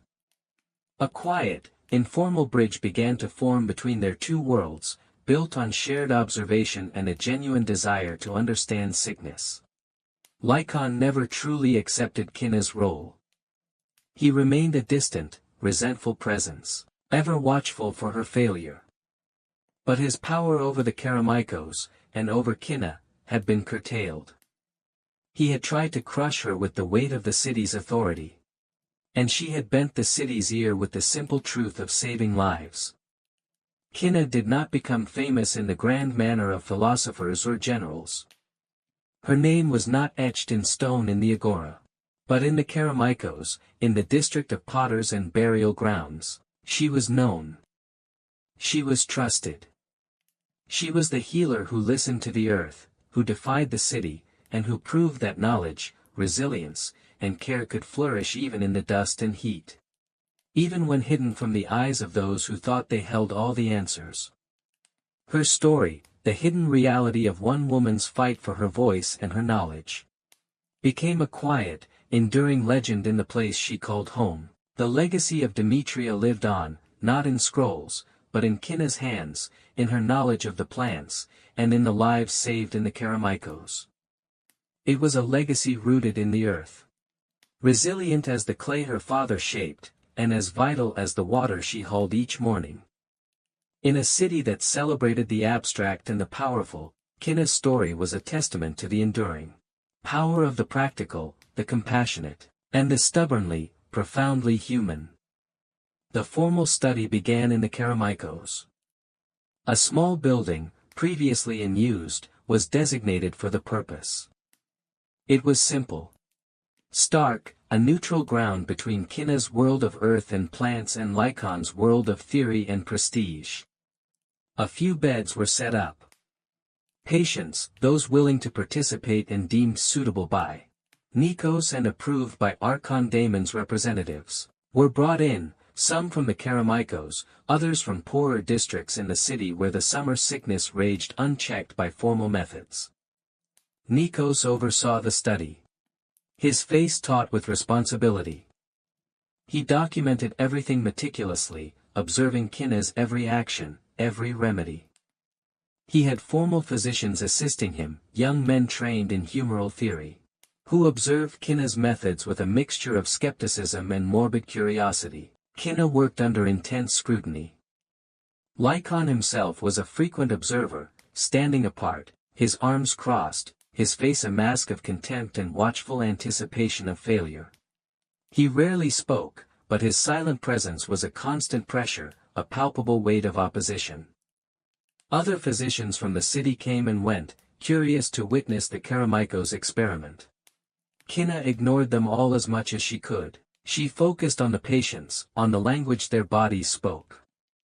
She used the specific combination of herbs Demetria had taught for headaches and vomiting, brewed into teas, applied as compresses. She monitored their fevers, their hydration, their overall strength. She spoke to them quietly, offering comfort, reminding them of the body's innate ability to mend. Her methods were starkly different from what the formal physicians practiced. There was no bleeding, no harsh purges.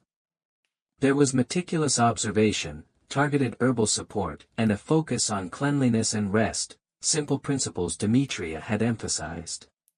The young physicians assisting Nikos were initially dismissive.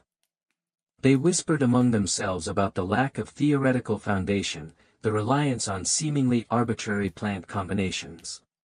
But as days turned into weeks, they began to witness results they could not easily explain within their framework of humors.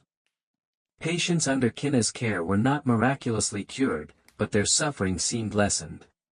The vomiting subsided faster. The crushing headaches eased. They seemed to retain more of their strength, to recover with less debilitating weakness than patients treated with conventional methods. It was a subtle difference. Not a dramatic miracle, but consistently observable across the small group of patients. Nikos documented it all. His notes were filled with measurements, observations of symptoms, and comparisons to the known outcomes of conventional treatment. He was careful, precise, ensuring his data was beyond reproach by Lycon or other skeptics. Lycon grew increasingly agitated as the study progressed without Kinna's dramatic failure. He challenged Nikos's methodology, questioned the selection of patients, hinted that Kinna might be secretly using other, more dangerous substances. He tried to find flaws. Any crack in the careful process. But Kinna was meticulous. She used only the prescribed herbs, prepared openly. Her focus was unwavering. She was not just defending her knowledge. She was defending Demetria's legacy, the trust of her community, and the very idea that healing could exist outside the confines of formal, patriarchal systems. The turning point came with a particularly severe case, a man from a poorer district whose condition mirrored those who had died under conventional care. The assisting physicians watched, their skepticism warring with a dawning sense of helplessness. Lycon observed with grim anticipation. Kinna applied her remedies, watched, waited. The man's fever spiked, his vomiting was severe. For a day and a night, it was touch and go. Kinna stayed by his side, offering sips of tea, cooling his brow. She spoke to him, quiet words of encouragement. Then, slowly, subtly, he began to improve. The fever broke. The vomiting lessened. He emerged from the crisis weak, but alive, on the path to recovery. It was a recovery that, based on the pattern of the illness, should not have happened under conventional care. The young physicians assisting Nikos were visibly affected. Their skepticism began to crumble, replaced by a reluctant curiosity. Even a grudging respect for Kinna's empirical results. Nikos felt a surge of vindication. Lycon, witnessing this undeniable outcome in a severe case, was beside himself. He could no longer simply dismiss Kinna's work as superstition or coincidence. He saw the effectiveness, but could not reconcile it with his theoretical framework. It was a direct assault on his understanding of the world. He did not concede. Instead, his opposition hardened into something colder, more desperate. He knew he could not defeat Kinna with evidence. He would have to use different tactics. The study concluded. Nikos compiled his report, a detailed, objective account of Kinna's methods and the observed outcomes, carefully worded to present the findings as empirical observations rather than a theoretical endorsement of untraditional medicine. He highlighted the lower mortality rate and faster recovery times, compared to conventional treatments documented during the same period. He presented the report to Archon Daemon. Lycon was present, ready to dissect and dismiss it. Nikos spoke with clarity and precision, presenting the data, the observed changes, the undeniable fact that Kinna's patients had fared significantly better. He did not make grand claims, simply presented the results of the careful observation. Lycon launched his attack. He questioned the data, the patient selection, Nikos's objectivity, even suggesting manipulation. He dismissed the results as statistical anomalies. Remnants of the illness running its course. He reiterated his warnings about unsanctioned practice and the dangers of endorsing ignorance. His voice was sharp, desperate, revealing the depth of his fear and resentment. Archon Daemon listened to both. He was a man of law and order, but also a pragmatist who had seen the city suffer and knew Lycon's limitations. He had read Nikos's report. Noted its careful objectivity. He had also, through Nikos, heard indirectly of Kinna's character, her dedication to the Karameikos. His decision was a further evolution of his previous compromise. Kinna was still not granted the full status of a formal physician. The traditional system remained in place. But her role as community healer was formalized, granted official, permanent status within the Karameikos. She was given a small allowance from the city to support her work, a symbolic recognition of its value. More significantly, her methods for treating the summer sickness were to be documented by Nikos, working with Kina and disseminated to other community healers. And potentially even younger, more open-minded physicians in the city, not as official doctrine, but as observed effective practices. It was not a revolution. It was an incremental step. A crack in the edifice of rigid dogma, forced open by the undeniable reality of saved lives. Lycon was not dismissed, but his authority had been implicitly challenged. Kina remained in the Kerameikos. But her knowledge had, through Nikos's bridge building, found a small path into the wider Athenian consciousness. Lycon was defeated, at least in his immediate goal of crushing Kina and burying her knowledge. The Archon's decision, however limited, was a public acknowledgement that his methods were not the only ones with merit, and that healing could occur outside the strict confines of formal training. He remained in his position. His status diminished in the eyes of those who knew the full story, his resentment towards Kina and Nikos a burning ember. Nikos, validated by the Archon's decision, continued his work with Kina. Their collaboration deepened. He became a bridge, not just between Kina's knowledge and the city, but between the practical realities of the Kerameikos and the theoretical world of Athenian learning. He helped Kina document her remedies, translating her earth-based understanding into language that could be understood if not always accepted by formally educated minds. Their work together was a slow, painstaking process of mutual education, challenging long-held beliefs on both sides.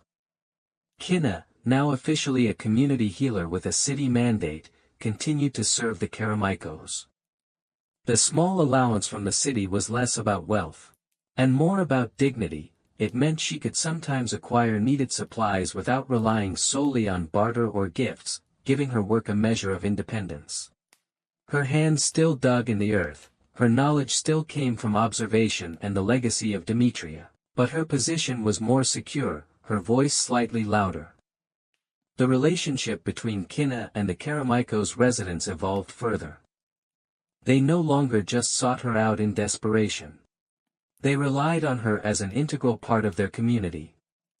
They brought her their ailments, their worries about sickness, trusting her judgment.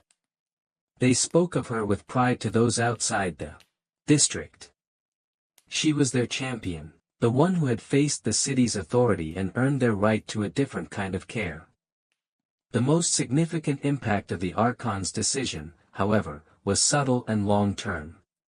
The documentation of Kina's methods, circulated quietly among some younger physicians and community healers in other districts, began to plant seeds of doubt and curiosity about the rigid adherence to humoral theory. While most physicians continued their traditional practice, a few, inspired by Nikos's report and the observable results, began to look at their own local healing traditions.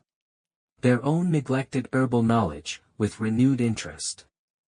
The idea that effective healing might not be solely contained within the walls of formal schools, that it might exist in the hands of women or common folk, that the earth itself held powerful remedies, this idea, once easily dismissed as superstition, now had a documented precedent, however fragile.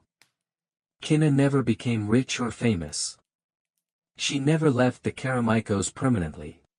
Her life remained one of hard work, dedication, and constant learning. She continued to teach her young apprentice, ensuring Demetria's legacy would be passed on. She faced new illnesses, new challenges, new moments where the forbidden route was the only hope. Each time, she made the difficult choice, balancing risk and necessity, guided by the principle of preserving life. Dr. Lycon's resentment never faded. He remained an opponent. A symbol of the resistance to change and the rigid adherence to established power structures. But he was no longer the primary force defining Kina's actions. Her authority, though local and informal, was now rooted in her community's trust and a grudging acknowledgement from the city, not simply defined by his opposition. The Kerameikos, the district of potters and tombs, remained Kina's world. It was a world of dust and heat, of hard labor and close-knit community. Of sickness and resilience. It was a world far removed from the philosophical debates and golden temples of the Agora. But in its quiet corners, in the hands of its community healer, it held a profound truth about knowledge, a truth that had been buried under layers of dogma and prejudice. Kinna's story was not an epic of empire or a grand tragedy of fate. It was the story of a woman. Her hands in the dirt, listening to the earth, and finding the strength to stand up for her knowledge and her community.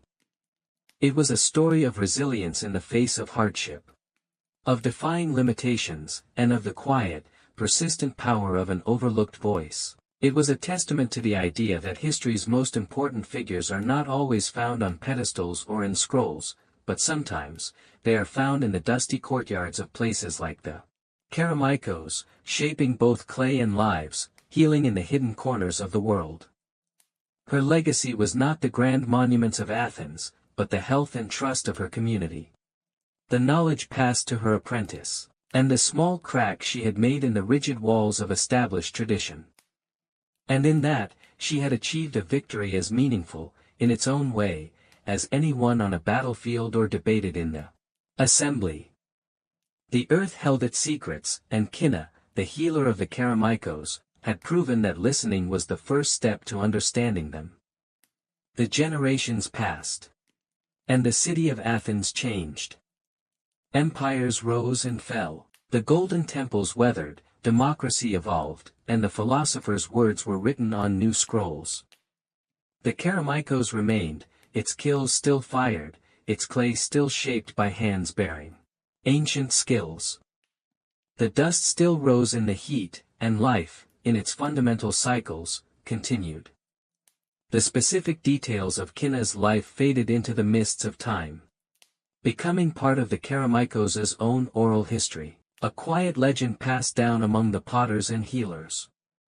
Her name might be remembered alongside Demetria's, a link in a long chain of women who held a different kind of knowledge than the city's formal scholars.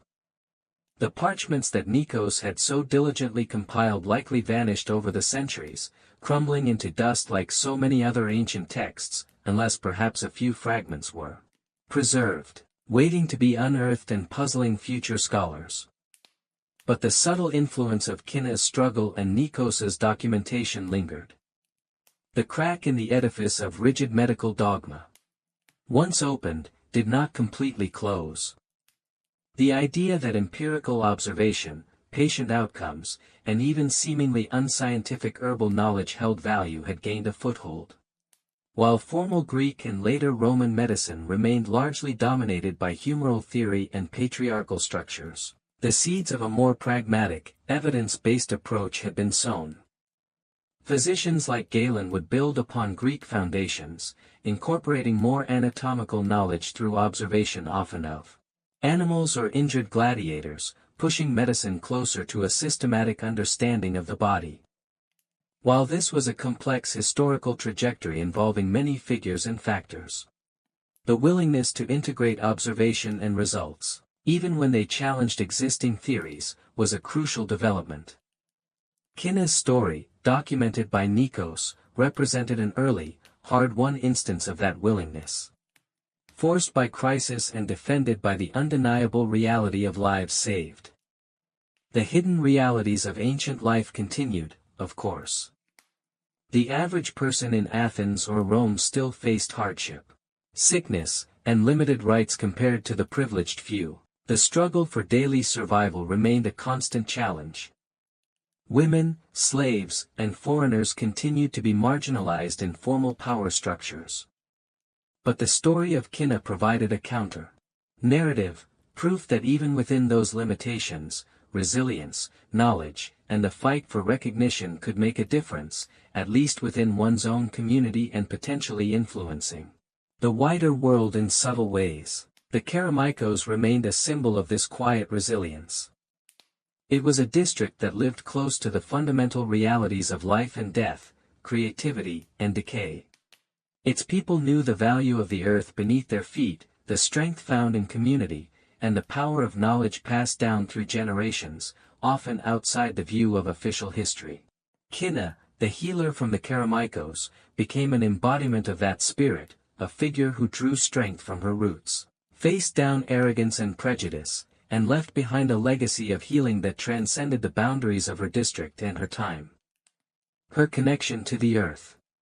Her reliance on plants, her understanding of the body as a system seeking balance rather than just a vessel of competing fluids, these principles, so central to Demetria's and Kinna's practice, echoed through later medical traditions, from the complex systems of Ayurveda and traditional Chinese medicine though unrelated in origin, sharing a holistic view to the scattered folk traditions of Europe, and even, much later, finding resonance in modern discussions of holistic health and the placebo effect.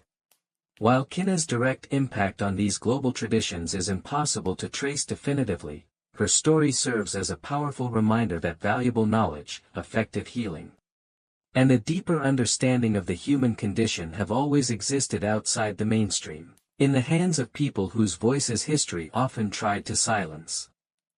The modern reader, transported through time to witness Kinna's struggle, might still find the conditions of the Karameikos difficult to bear: the heat, the dust, the lack of sanitation, the constant threat of illness.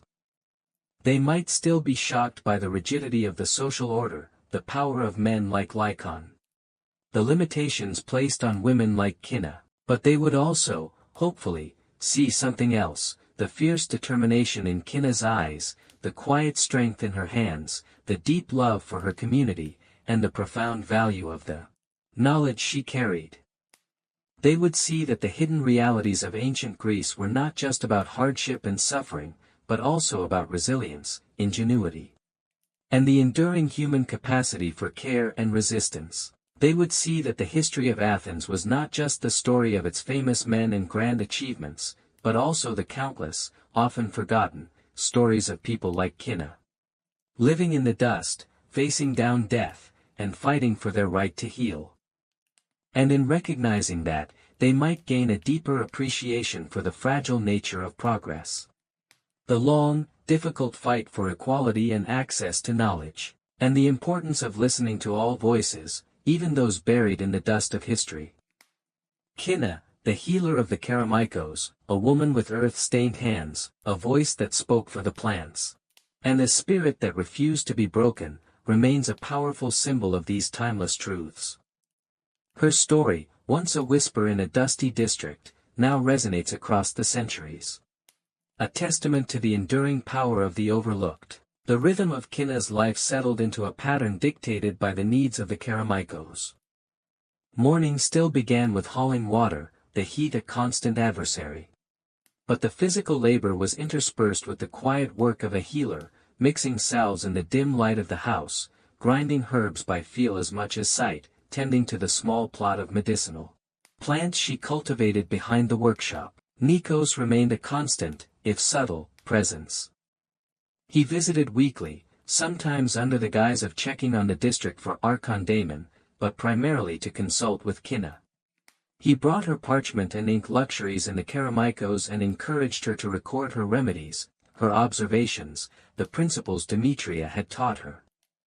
It was a slow, painstaking process, translating the fluid, intuitive knowledge of hands and senses into the linear, rigid form of writing. Kinna found it difficult, frustrating. The language of the earth did not easily fit onto a page. But Nikos insisted, seeing it as a way to give her knowledge form that the city might eventually recognize, or at least preserve. Their collaboration was not without tension. Nikos, steeped in humoral theory, would sometimes try to fit Kinna's plant-based remedies into his own framework, speaking of cooling properties for yellow bile or warming for black bile. Kinna would patiently explain that it was more complex than that, about balance, about supporting the body's own strength, about the specific affinity a plant had for a certain ailment, not just its general qualities. He struggled with the less tangible aspects, Demetria's conversation with the plants.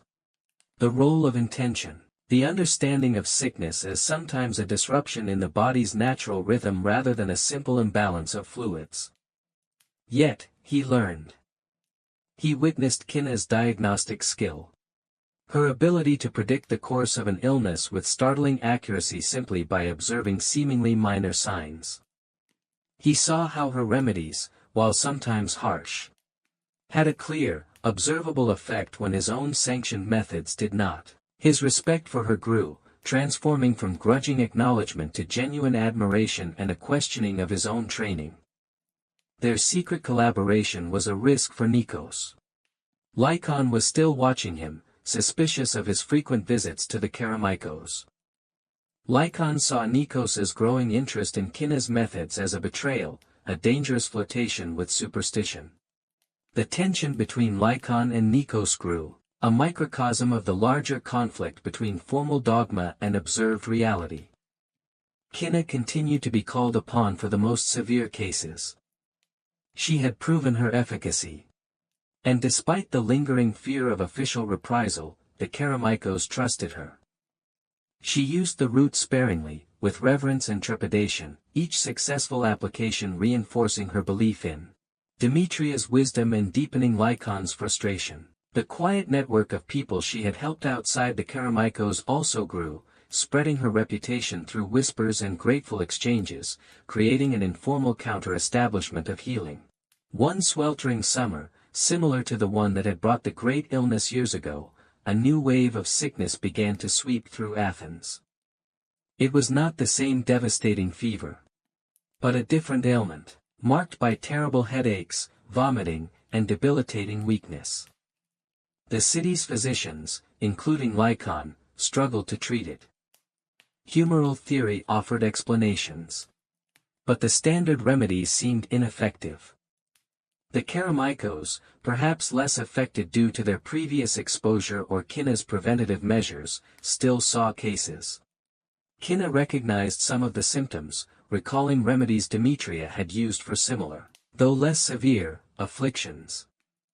She worked tirelessly, applying her knowledge, adapting old remedies to the new manifestation of sickness.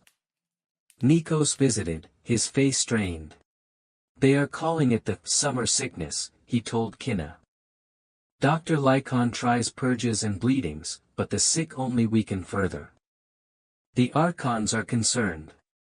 There are murmurs of calling upon Asclepius, of formal rituals."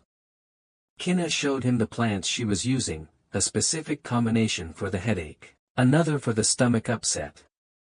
She described her observations, the pattern of the fever, the nature of the vomiting. Nikos listened intently, comparing her observations to the descriptions he heard from the city's physicians. He saw that Kinna's approach, focused on specific symptoms and supporting the body, seemed to offer more relief than the city's broad humoral treatments. He risked bringing some of Kinna's carefully prepared remedies to a few desperate families in the city, working under the guise of experimental herbal treatments. His actions were a profound betrayal of Lycon and a dangerous step into Kinna's unsanctioned world. The results were subtle, but noticeable. Patients receiving Kinna's remedies, administered secretly by Nikos, seemed to recover slightly faster, or suffer less intensely, than those under standard care. It was not a miracle cure, but it was a difference. Lycon, witnessing the continued failures of formal medicine and perhaps hearing vague rumors of different outcomes in certain cases, grew increasingly agitated. He suspected Nikos. Noticing his evasiveness, his subtle questions, the tension between them became unbearable. One day, Lycon confronted Nikos directly, accusing him of disloyalty, of consorting with superstitious quacks, specifically mentioning Kinna. Nikos, pushed to the brink, did not deny it outright. He defended his actions, not as disloyalty, but as a search for answers in a crisis. He spoke of the results he had seen in the Karameikos, of Kinna's observational skills, of the limits of rigid adherence to theory. Lycon was enraged. He saw Nikos's words as an affirmation of everything Kinna represented, a threat to his knowledge, his status, the entire framework of his world. He accused Nikos of treason against the principles of medicine, threatening to report him to the archons, not just for defying orders, but for endorsing dangerous practices. Nikos, knowing he had gone too far to retreat, made a bold move. He did not just defend himself. He presented his observations. His notes on Kinna's methods and their outcomes during both the previous epidemic and the current one. He suggested that Kinna's knowledge, though untraditional and held by a woman, offered valuable insights that formal medicine could not ignore. He proposed to Archon Damon that Kinna's work be formally studied, perhaps even integrated, into the city's response to the current sickness. This was a seismic event. Nikos, the voice of observation and pragmatism, directly challenging Lycon, the voice of dogma and authority, using Kinna, the overlooked healer, as his evidence. Lycon fought back fiercely, using every rhetorical weapon he possessed, painting Kinna as a dangerous fraud. A threat to public health, someone who must be stopped immediately before she caused more harm.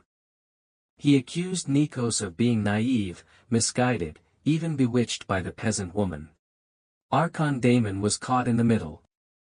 The city was suffering. Lycon's methods were failing. Nikos, while junior, was known for his diligence and honesty. And Kinna, the woman from the Karameikos, had a growing, albeit quiet, reputation for success in desperate cases. After a tense period of deliberation, Archon Damon made a decision that again reflected practicality over pure dogma. He did not grant Kinna full recognition. He did not dismiss Lycon. But he authorized a small, limited study. Nikos would oversee it. Kinna would, under strict observation, demonstrate her methods and remedies for the current summer sickness on a small, carefully selected group of patients. Likely in the Karameikos or a designated, controlled area. Lycon would be permitted to observe, but not interfere directly. This was a grudging, temporary validation. A chance for Kinna's knowledge to be seen and tested by the formal world. It was a risk. Failure would confirm Lycon's accusations. Success would challenge the very foundations of Athenian medicine. Kinna, hearing of the Archon's decision through Nikos, felt a mix of fear and a fierce, quiet pride. Demetria's voice, the voice of the earth, was finally going to be heard, not through a formal decree, but through a direct demonstration of its power. The fight was entering a new, more challenging phase. The Karameikos persisted through the changing eras, a district tethered to the earth by its fundamental craft. Its identity was forged in clay and fire. In the rhythm of daily labor, and in the enduring resilience of its people. Kinna's story, a thread woven into this enduring fabric, became a quiet source of pride. A testament to the strength found in the overlooked corners of the city. Lyra, carrying forward Demetria's legacy under the watchful eye of Nikos, ensured the continuity of Kinna's empirical, earth-based healing tradition. Nikos, now an elder statesman within the Athenian medical landscape, continued to champion the value of observation and documented outcomes, subtly challenging the dominance of pure theoretical speculation.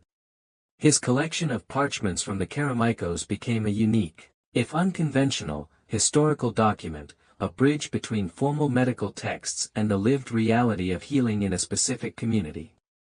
The impact of Kinna's struggle on Athenian medicine, and its downstream influence on later traditions, was not a singular, revolutionary event, but rather a gradual, almost imperceptible shift in perspective.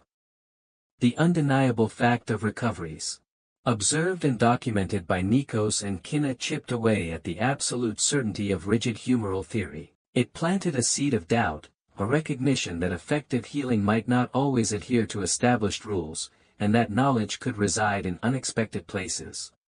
Even in the hands of women from working-class districts. While formalized institutions and theoretical frameworks dominated the history of medicine, Kinna's story highlighted the parallel existence and vital importance of informal, empirical knowledge passed down through generations. These traditions, often rooted in deep observation of the natural world and human responses, provided essential care for the majority of the population, especially those marginalized by formal systems. Kinna, drawing on Demetria's wisdom and validating it through her own experience and courage, became a symbol of this enduring, powerful, and often overlooked body of knowledge. The Karameikos, constantly interacting with the fundamental elements of earth, water, fire, and air through pottery and healing, was an ideal setting to explore this theme. Its residents lived close to the cycles of nature, witnessing directly the power of the elements to both create and destroy, to heal and to harm. Kinna's understanding of the body mirrored this, seeing it not as an abstract system of humors, but as a living entity deeply connected to its environment, susceptible to imbalances, but also capable of drawing strength from natural sources for healing. Kinna's defiance was born not from intellectual argument, but from compassionate necessity. She did not seek to dismantle the formal medical system through rhetoric, but to provide an alternative when that system failed.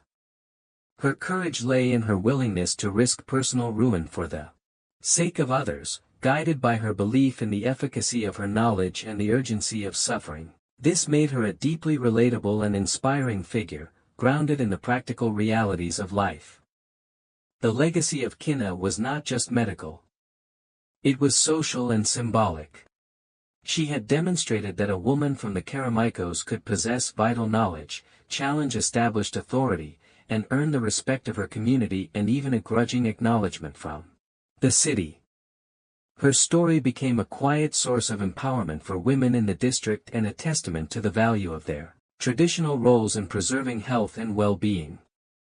Dr. Lycon, as the antagonist, served as a powerful representation of the forces resisting change, the pride of profession. The fear of losing authority, the rigid adherence to dogma that blinds one to new evidence. His character highlighted the human element of resistance to progress. The personal stakes involved in upholding established systems, even when they are flawed. Kinna's story, in essence, was the story of the Karameikos itself, resilient, practical, deeply connected to the earth, and possessing a quiet strength often overlooked by the grandeur of the city center. It was a story that reminded Athens, and later generations, that true wisdom and effective healing could be found in unexpected places. In the hands of those who listened closely to the world around them. As the Karameikos continued to endure, the memory of Kinna became entwined with its identity. She was the healer who had faced the city and won.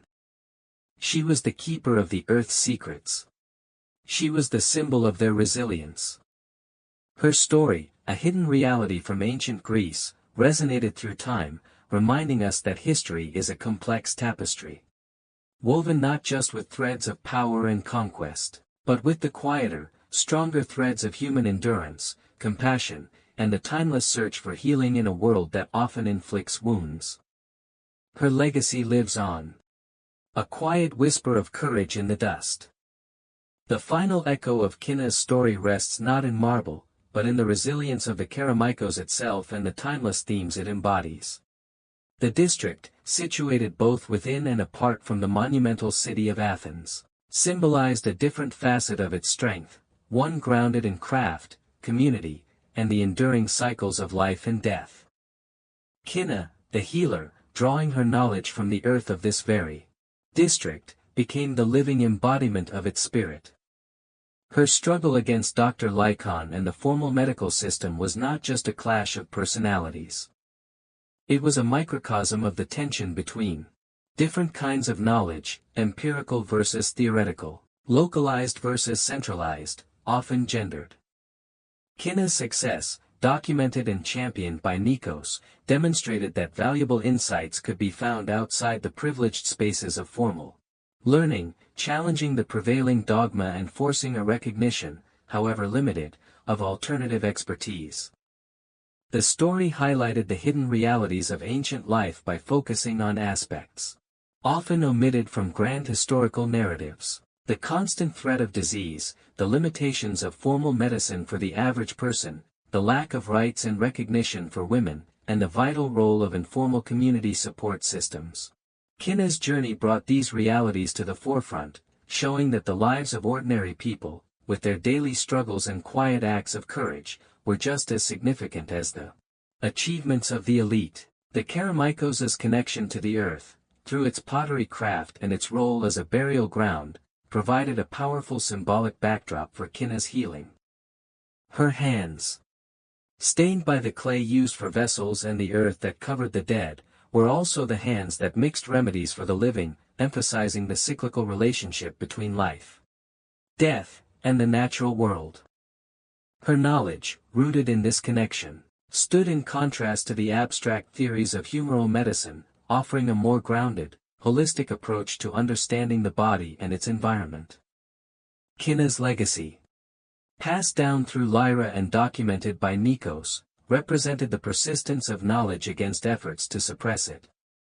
It showed that valuable traditions, particularly those held by marginalized groups, could survive and even influence the mainstream, not through force, but through proven efficacy and the unwavering commitment of those who carried the knowledge.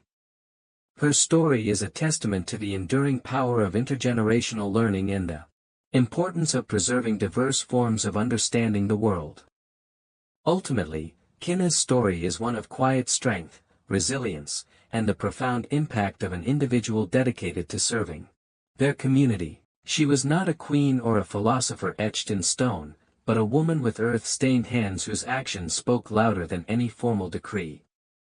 Her fight for recognition, her defiance of limitations, and her unwavering commitment to healing in the dusty corners of ancient Athens make her a timeless symbol of courage and the enduring value of every voice, every hand, every form of knowledge that seeks to ease suffering and promote life. Her story, a hidden reality from ancient Greece, lives on, a whisper in the dust that reminds us where true strength and wisdom can often be found.